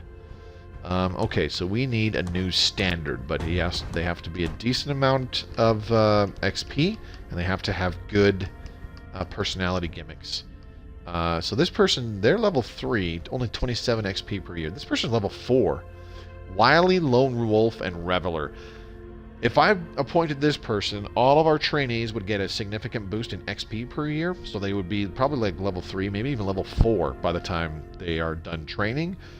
But so many of them would be Revelers. They would keep coming to battles drunk, and it would just be so aggravating. So I'm going to have to take a hit in the amount of XP that our trainees are getting for the next little bit here. Rebel and Tranquil. See, I want to give people Tranquil because it's fantastic. Increased what's it called? Accuracy. I'm going to appoint Amadeus Alpha Zedida because he has Stalwart. There we go. Alright, I'm a little nervous about that because he was in our Vanguard, but that's okay. This is why we're trying to do... This wasn't due to the stresses of the Regency. They never would have told us if it was. I'm hoping that we don't have a major battle pop up and I can't fill out our Vanguard enough. We should be fine, though. Okay, so... the regent of this place has finally died. Let's see. Gunnar Alpha Zedida. Level 3, age 25. Stalwart, Sluggish, Reveler. Let's take a look. See. Dim-witted, strong-willed, child tendencies, Sons, Avenger, Wily, Reveler, Stalwart, Puny, Hearty, and Quick. That's pretty decent. Hawkeye and Impressionable. Ooh. Ooh. Those are actually pretty good. Unfortunately, we need to appoint a female. Hawkeye, dim-witted, and puny. I don't like that. She's a reveler as well, so her kids could wind up being drunk. Terrible. She's the only female to appoint, and I'm pretty sure... Yep. The Brutalist is a male, but he's bountiful, so the chance of children is up there. He's also a reveler, though, so... Alright. Super high chance of children, and they will be a trick shot, which is a hunter alchemist hybrid. They, instead of knockback arrow or follow-up, they get explosive arrow. So it does area damage. Alright, let's carry on. There should be a battle in the next year or two. Oh, it's called it. time again. Okay. Lapses and bulwarks. Here, we get a newborn baby girl. Over here, we get a 27-year-old male caberjack, level 3. And seeds and bulwarks are in that location. Oh, lapse kills would be nice because we could get veil armor, but a newborn baby girl I don't really care for. I want the 27-year-old male caberjack. I like that. Okay, so our vanguard is heavily thinned out, and okay. I need more caberjacks. I don't think I have any. Oh, and here we go. Tabitha Doberfran. Hawkeye, Bear Strength, and Quick Study. Oh my god, those are good. Increased sight range, increased strength, increased XP gain. Like, just good, good, good. Unfortunately, she is also optimistic. The true hit chance is probably lower than predicted. However, we're going to bring her anyways. She's got knockback. She's got charge. It'll be good for stunning those bitch-ass bulwarks. That's what we want to see. Okay, wow, wow, look at this person. Unfortunately, she has puny, decreased strength, but her personality, wily, increased evasion against melee attacks, alert, increased evasion against ranged attacks, stalwart, increased armor effectiveness. I like it. We're bringing her. Absolutely. There we go. And then I want to bring that alchemist. Let me take a look-see. Let's take a look at this enforcer. Does he have Hawkeye? Yes, he does. So we're going to keep him. Absolutely going to keep him. What about the other enforcers? We had four other enforcers to choose from. Hawkeye, Impressionable, and Pessimistic. Okay. Puny, Hearty, and Quick. Not bad. Dim-witted, strong-willed, Avenger. This person's Stalwart, Sluggish, Reveler. Okay, so you know what? I think we're going to replace Brian Alpha Zedida with Brucey Alpha Zedida. Here we go. This guy. Because he is Hawkeye, and he's not a reveler. But unfortunately, he's also pessimistic. Bitch-ass bulwarks. Yeah, dude, I don't like bulwarks. They're annoying. All the enemies in this game are annoying. That's just how well designed they are. Okay, we're going to bring this bitch along. She doesn't even have free throw. We got to get her to level 2 ASAP. Alright, 2 alchemists. That's fine. We've got an enforcer with a knockback arrow. We've got a blast capper, which she has charge. We've got a regular caberjack with charge and knockback, and we've got a brutalist with knockback flasks. We should be okay. That is a lot of crowd control. And of course we have a regular alchemist for high damage AoE. Let's do this. I'm a little bit nervous about only having the 1 hunter. I like having 2 hunters at least in every battle because that's more scouts. There's a stillness to the air right before battle, like the world is taking a deep breath. Now knock the wind out of them. Okay. So we're going to use our enforcer to move forward and scout. Start by going over here. Oh, there's enemies over here. Only saw them for a split second, but there's definitely enemies up there. So I'm going to be sneaky. I'm going to go this way. And we're going to move this person over here. And we're going to move this person here.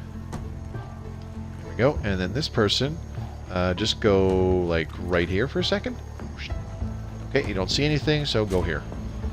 There we go. Freaking asthmatics, man. Alright, now let's move this guy up and around. There we go. Okay, there's a seed. A couple of seeds. We can handle that.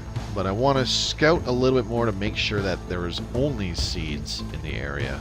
You never know. There could be like 2 more, 3 more seeds over here in the Fog of War. There could be a bulwark over there. Who knows? We'll find out. Alright, let's move this person. Ooh, I don't want to move them there. They can be spotted.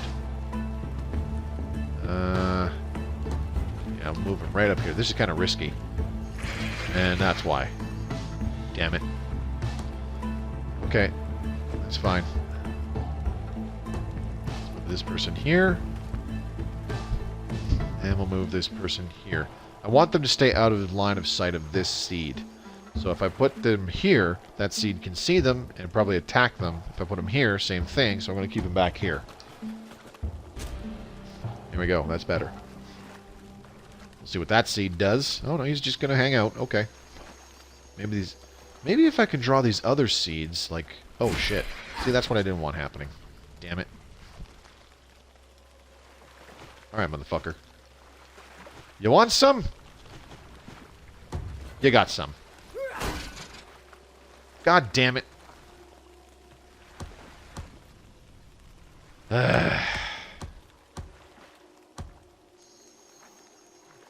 This is what happens in these games sometimes. Alright, let's get this person to kill them. She needs some XP. Poof! There we go. That's what I want to see. Alright, now where is our scout? Here he is. Let's move him. Let's just put him up here. There we go. There's another seed there that we haven't seen yet. Okay. Let's move this guy here in the corner. He's okay there. And then this guy right up here. Perfect. Alright, now get this guy to stealth move over here. He's still invisible, and he should be able to see everything. Okay, there's a bulwark way over there. And another seed way over there. That's why I'm using... That's why I like trying to get Hawkeye on my hunter classes, because they can see really far and give me an idea of what enemies are off the distance. I like that. Alright, throw flask. The one nice thing about flask throwing is their accuracy is based off of distance, and it is not subtracted by enemy evasion. So if any of these seeds were in these reeds, which increases their evasion by 20%, it wouldn't matter. If I get somebody close enough to have a high chance of hitting them with a flask, those seeds will still get hit. Alright, let's move this alchemist up here. And we're just going to throw a regular flask. That should kill these little pieces of shit. That's 100% there, 87%. That's good. Damn it! Alright. Did not go as planned. To the surprise of no one. Alright, let's get this person to 77%, 98%, 82%. Damn. Okay. Let's give this a shot. Gotcha. Good. Whew. Okay, now this guy, he should be able to hit that one. 98% chance. Yeah, let's take it. Oof. Doesn't matter. It's a melee attack. Even if it just clips them with the glancing blow, they're going to die, so it's all good. Now the problem is, this bulwark might see us and shoot at us. Boop. Bye-bye.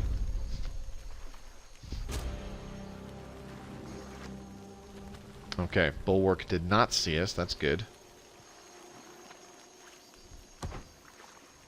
What happened here? Oh, he just got the wily personality gimmick. Cool. Alright, can I move close enough to hit that bulwark with something? No, I cannot. So let's just go ahead and pop him with a knockback arrow. Just to knock him out of line of sight. Actually, you know what? A regular shot. Poof. There we go. Okay, so the nice thing is that that bulwark is actually like on the very edge. Or sorry, we are on the very edge of that bulwark's line of sight, I should say. So let's go ahead and put some of our healthy characters in these reeds. There's no way that that bulwark will be able to get close enough to have line of sight on our heroes way in the back here. So we're going to move that person here. We'll put this person in the reeds. So if the bulwark does move close enough, they'll either shoot at the hunter, which might hurt the hunter. That's fine. I can play cautious with the hunter, no problem. Or they'll shoot at one of these two people in the reeds, which will be tough for them to actually land the hit because they have high evasion from being in the reeds. Okay, so the Enforcer, I want him to just kind of creep forward. How close would he have to get to pull off that shot where that bulwark is right now? Damn, he'd have to get pretty close. Alright, stealth move here, sit tight. And let's get... Ooh. Let's just stay where we are. It's a safe play. Move that person there. Move that person there. I need that bulwark to move back a little bit. Alright, let's keep him within line of sight.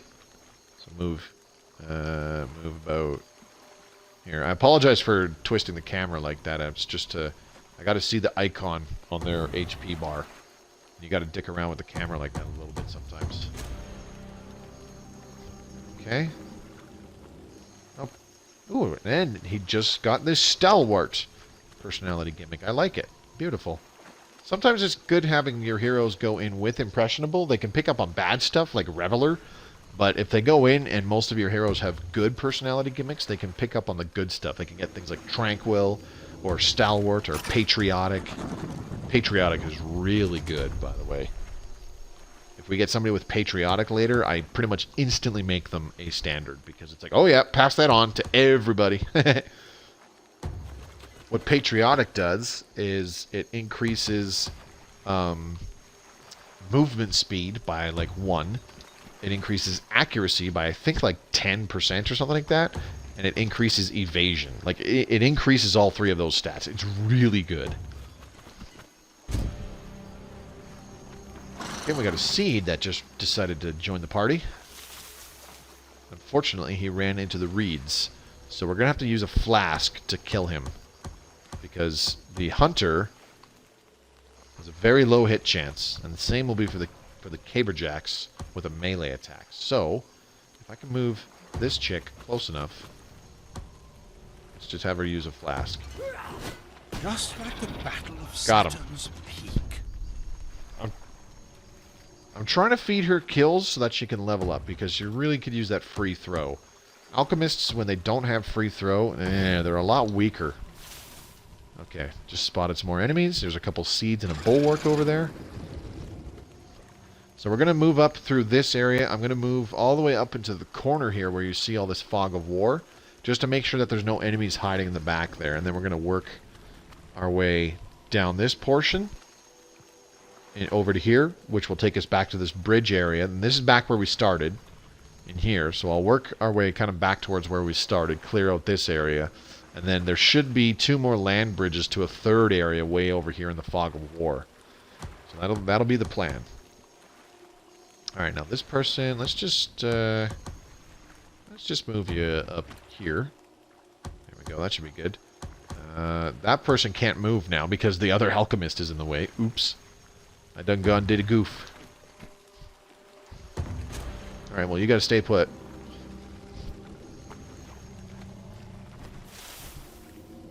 Okay, so they're moving around a little bit. That's fine. Go ahead and do that. Alright. Go scout where'd they go. Are there any enemies up there? Yes, there's a seed. Okay. So I'll want to deal with him because he's isolated and alone. So let's go ahead and move this guy. Oh, that's the asthmatic chick. Oops. Alright, we'll move you in the reeds because it's safer there.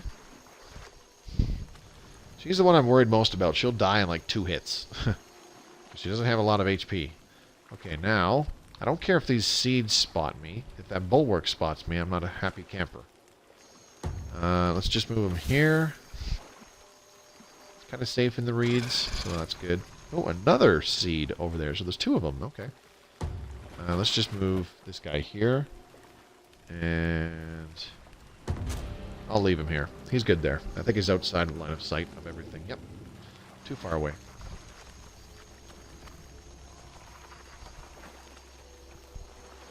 When enemies cannot see your heroes, they kind of just wander around a little bit. Okay, there's another seed up there. Oh my god, he just... Ooh, yes.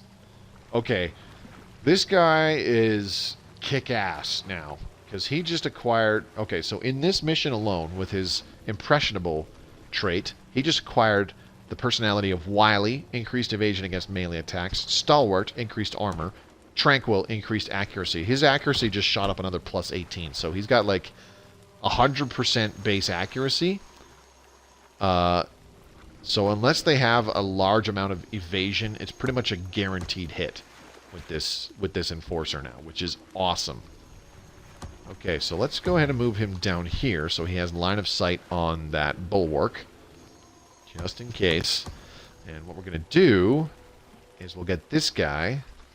Does that bulwark see me from here? No. Okay, so we'll get this guy to hit the seed.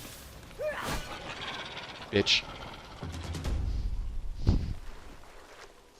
Alright. Now, that bulwark. How do we stun that bulwark? I don't know. I don't think we can. So we'll probably just go over here and kill these seeds before we deal with that bulwark. Okay. So let's go ahead and move... the asthmatic chick over here. Out of line of sight. Alright, now we'll move this guy.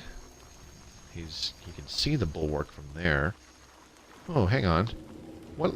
How would I have to line this guy up to hit him with a charge? Oh, he'd have to be like right there. Just outside. Okay. I'll just put him here behind the tree. Moderately close there. And then we'll put the Enforcer down here. Outside line of sight of the bulwark. Move this person here. Get her a little closer. And still in the reeds for extra protection. Alright. Now. Execute the plan. So. Here's what we're gonna do. I'm gonna position this guy right here. What I'm gonna do is I'm gonna take the Enforcer, shoot the bulwark. There we go. 13 damage. That's a good amount of damage, actually. Now I'm going to take this guy and charge into the bulwark. The nice thing is that he'll still be behind this tree, and the seed that's over here will not have line of sight on him. And these 2 trees will be between us and this other seed, so he won't have line of sight on him. So now charge. Boop. And the bulwark is now stunned. That's what we want to do. And now we got to kill those 2 seeds up in the top there. That's easy peasy. We're going to take the blast capper.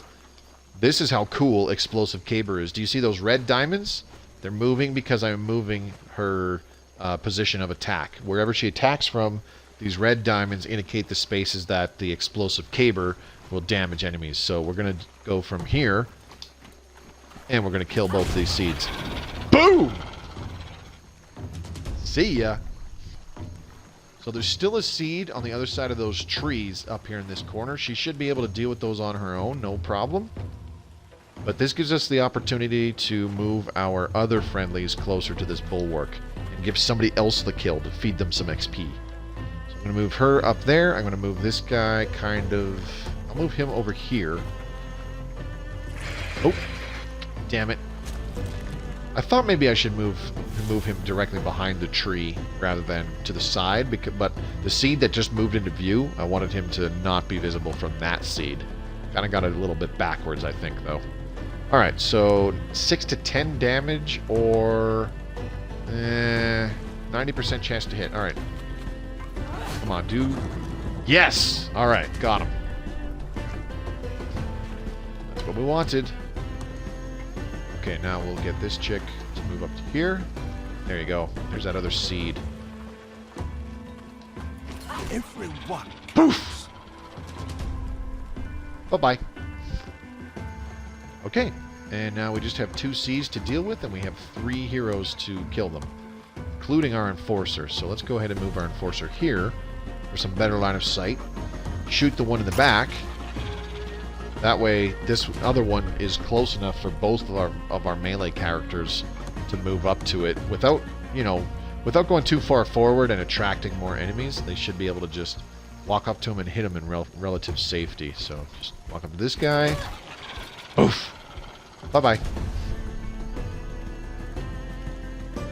All right. Now let's move this guy up here. I'm not going to get him too far ahead. Oh, geez, there's another bulwark right there. Holy shit. So as you can see, I mentioned earlier that you can throw flasks over certain obstacles, but I can't have him throw it through this tree. It's just too big, right? He can only throw it on this kind of diagonal right over this way. So I don't really have an angle on hitting that bulwark with a knockback flask from where he's sitting. It's unfortunate, but that's just how it is right now. Okay, the big thing that I want to find out is, are there any more enemies hiding way in the back there? So I'm going to move this guy up. He doesn't see anything, but they could be hiding behind the trees out of our line of sight, which does worry me. But I'm going to have to just take the risk, I think. So let's go ahead. Ooh, this guy has knockback still. Can he reach that bulwark? Yes, he can. Okay, so what I'm going to do, I'll move this guy forward. There's the bulwark. I'll move this guy up to here, just trying to improve lines of sight a little bit. It doesn't look like there's any more enemies in the back here. This might be the last enemy. So I'm going to get this guy to use hack and slash and hit the bulwark twice. That will do a lot of damage. Or kill it. It might kill it. Boof. Boof. There. Okay, that's what I wanted to see. Okay, now I can actually get everybody to move close enough. Speaking of moving, here's one thing you can use charge for. This chick cannot move very far, but charge moves them very far. So that is actually one application for the charge skill, which is pretty awesome. Alright, now let's just get this chick to... Can this guy hit from the other side? Yep, okay. You hit that bulwark for 1 damage. Boop. There we go. That's fine. Oh, I probably should have stunned it. Shit. I definitely should have stunned it. That's okay. Boop. There we go.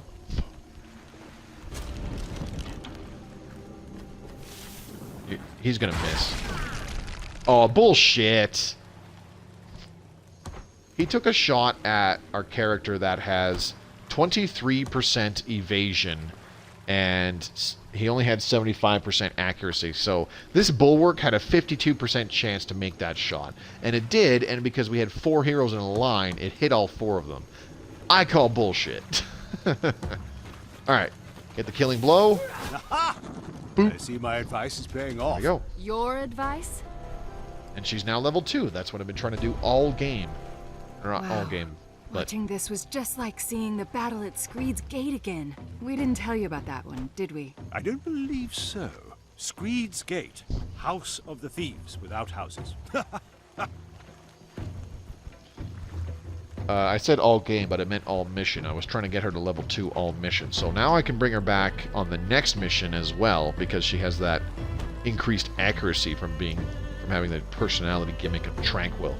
This will also likely, like, if I can power level her a little bit and make her a standard even for a little while, it's very likely that some of our trainees can get the Tranquil personality, which is awesome. Increased accuracy for more heroes is good, especially for enemies later on. Alright, so got more corruption down there, unfortunately. Asif Kishodia, a level 3 male caberjack, has joined your roster. Good. Okay, cool. 5 years and 6 days for the current research project. And I gotta admit, I forget what it is. Oh, it's the Hero Discovery Boost, right. Todd of the Sagewright Guild has died at the age of 64. Womp womp. Alright, let's see. Who can we appoint? Ooh. Asif Kishodia has 12 intuition. Why? Heart disease, reduced lifespan. Bear strength, increased strength. Hearty, increased max HP. Personality, insightful, increased intuition. Well, he's got 28 hit points and 16 strength, so he would do a lot of damage whenever he hits with his caber. And he's got a lot of health, so he'd actually be pretty good in combat. And yet, at the same time, he has 12 intuition, which he would get even more once he hits old age. So he'd actually be a good Sagewright. Oh well. Hawkeye, low fertility, what, Reveler, fuck off. Puny, nimble, sluggish, Reveler. Where's that crappy one? Puny, hearty, quick, wily, Reveler, stalwart. Damn. I think I already got rid of the crappy ones. Bountiful, increased chance to have children. Ooh, that's good. That's very useful. Ooh, she's a Reveler, though. Not so good. Damn, I don't want to give... This guy's really valuable right now. I don't want to give him up. This guy has Hawkeye. Who doesn't have Hawkeye? Dim-witted, strong-willed, and child tendency sons. Puny, hearty, and quick. Wily, Reveler, stalwart. Avenger. Stalwart, sluggish. Okay, I think this guy is the best option. He's got the more negative personality things. Of course, I could just go without appointing another Sagewright, but I like keeping it full. Hey man, long time, good to see you. Hey, Cores of Death, what's going on, buddy? Those books have seen better days, but we have translated a whole 3 volumes of ancient chalice text, and we discovered a secret chemical recipe to call upon better heroes with the chalice. Perfect. I'm actually about to end the stream here, Cores of Death, because it's been just under 2 hours by this point. Ooh, we can now get Haste Hooch. That's pretty cool. Haste Hooch is quite good. I'd prefer to get a Sponge Stone with the Seed Corpses, though. I really like the Sponge Stone, but it combines better with Bone Shell armor, which is this stuff here. We need more Bulwark kills for that. I need more Lapse kills for Veil armor. Veil armor is really good. Really, really good. Alright, we're going to discover new heroes. It'll take a little less than... what's it called? A little less than 3 years.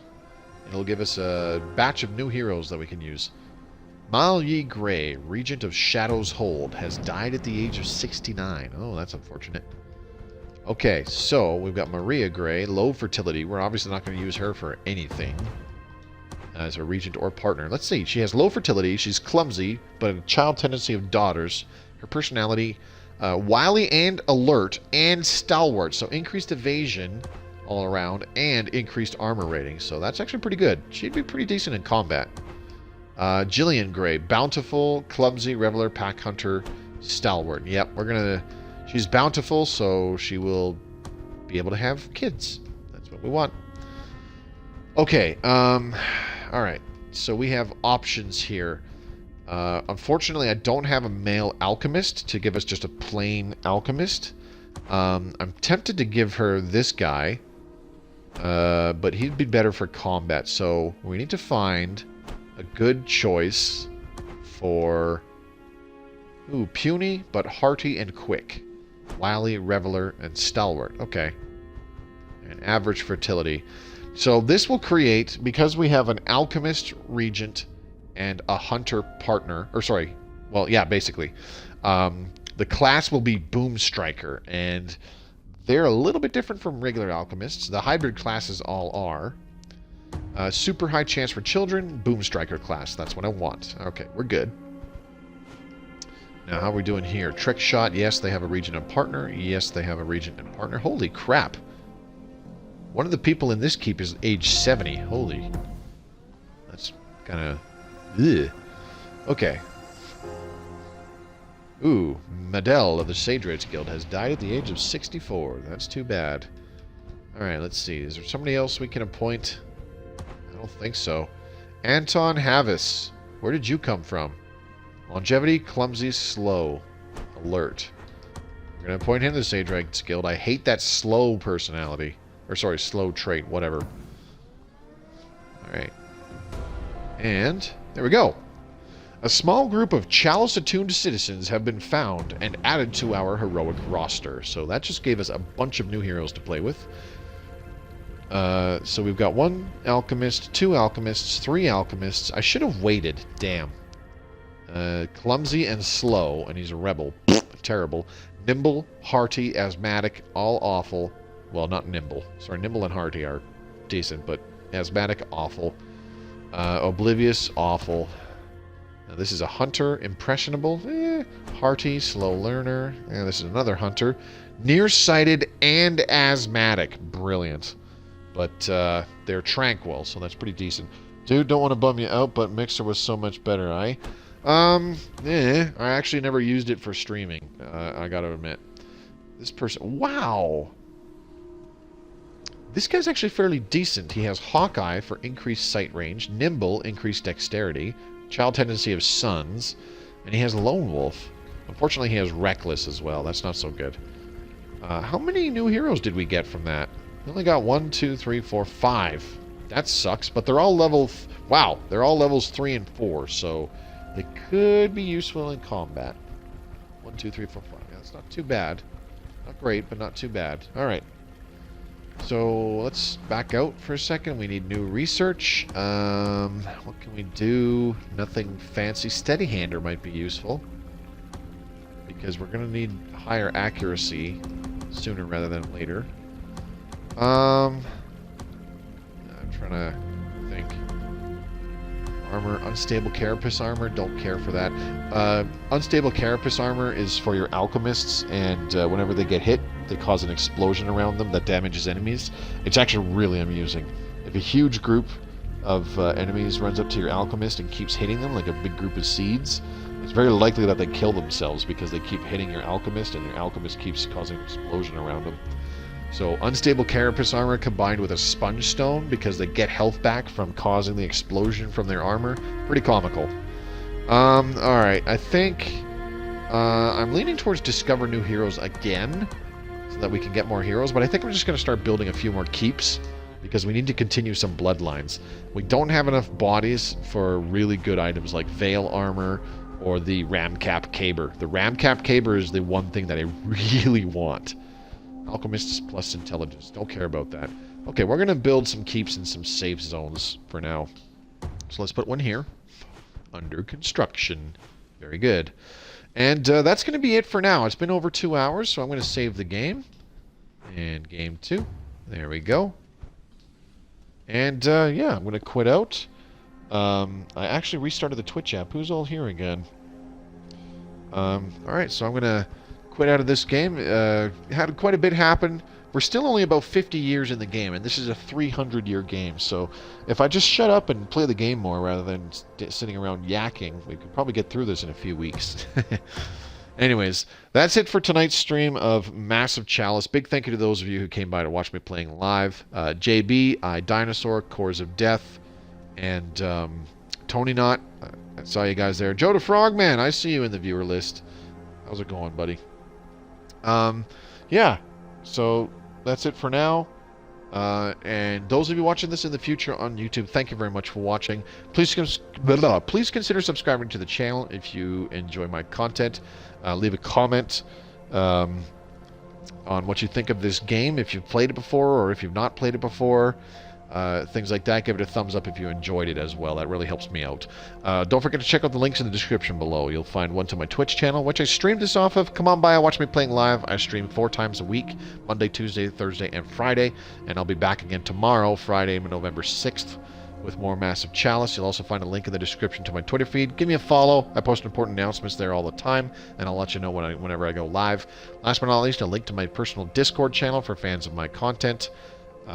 You're welcome to join. It's not mandatory, but I highly recommend it, as I interact with my viewers there. In fact, this was one of the games that my viewers voted on for me to play on stream. So, thanks, iDinosaur. I'll see you again. Come on back again tomorrow, buddy. I'll stream at the same time, and we'll stream some more of this particular game, as a matter of fact.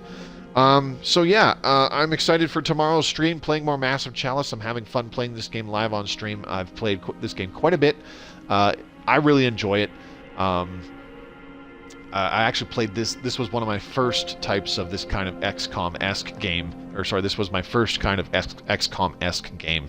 And I thoroughly enjoy it. So hopefully you folks enjoy this game as well, watching me play it. Maybe you'll want to try it out yourself. But anyways, that's going to be it for today. I'll be back again tomorrow, like I said, Friday, November 6th, playing more Massive Chalice. And then, fun fact, I'm actually off work for the next week. I booked 5 days holiday, not next Wednesday because it's a national holiday. So I don't go back to work until the following Tuesday of the next week, the 17th. So I got lots of time off. Hopefully I can get some Stellaris videos done up so that they can be uploaded and made public over the next few weeks. Yeah, I'm just looking forward to a little vacation where I can just chill out and relax. I'll see y'all again, hopefully tomorrow night. Until then, take care.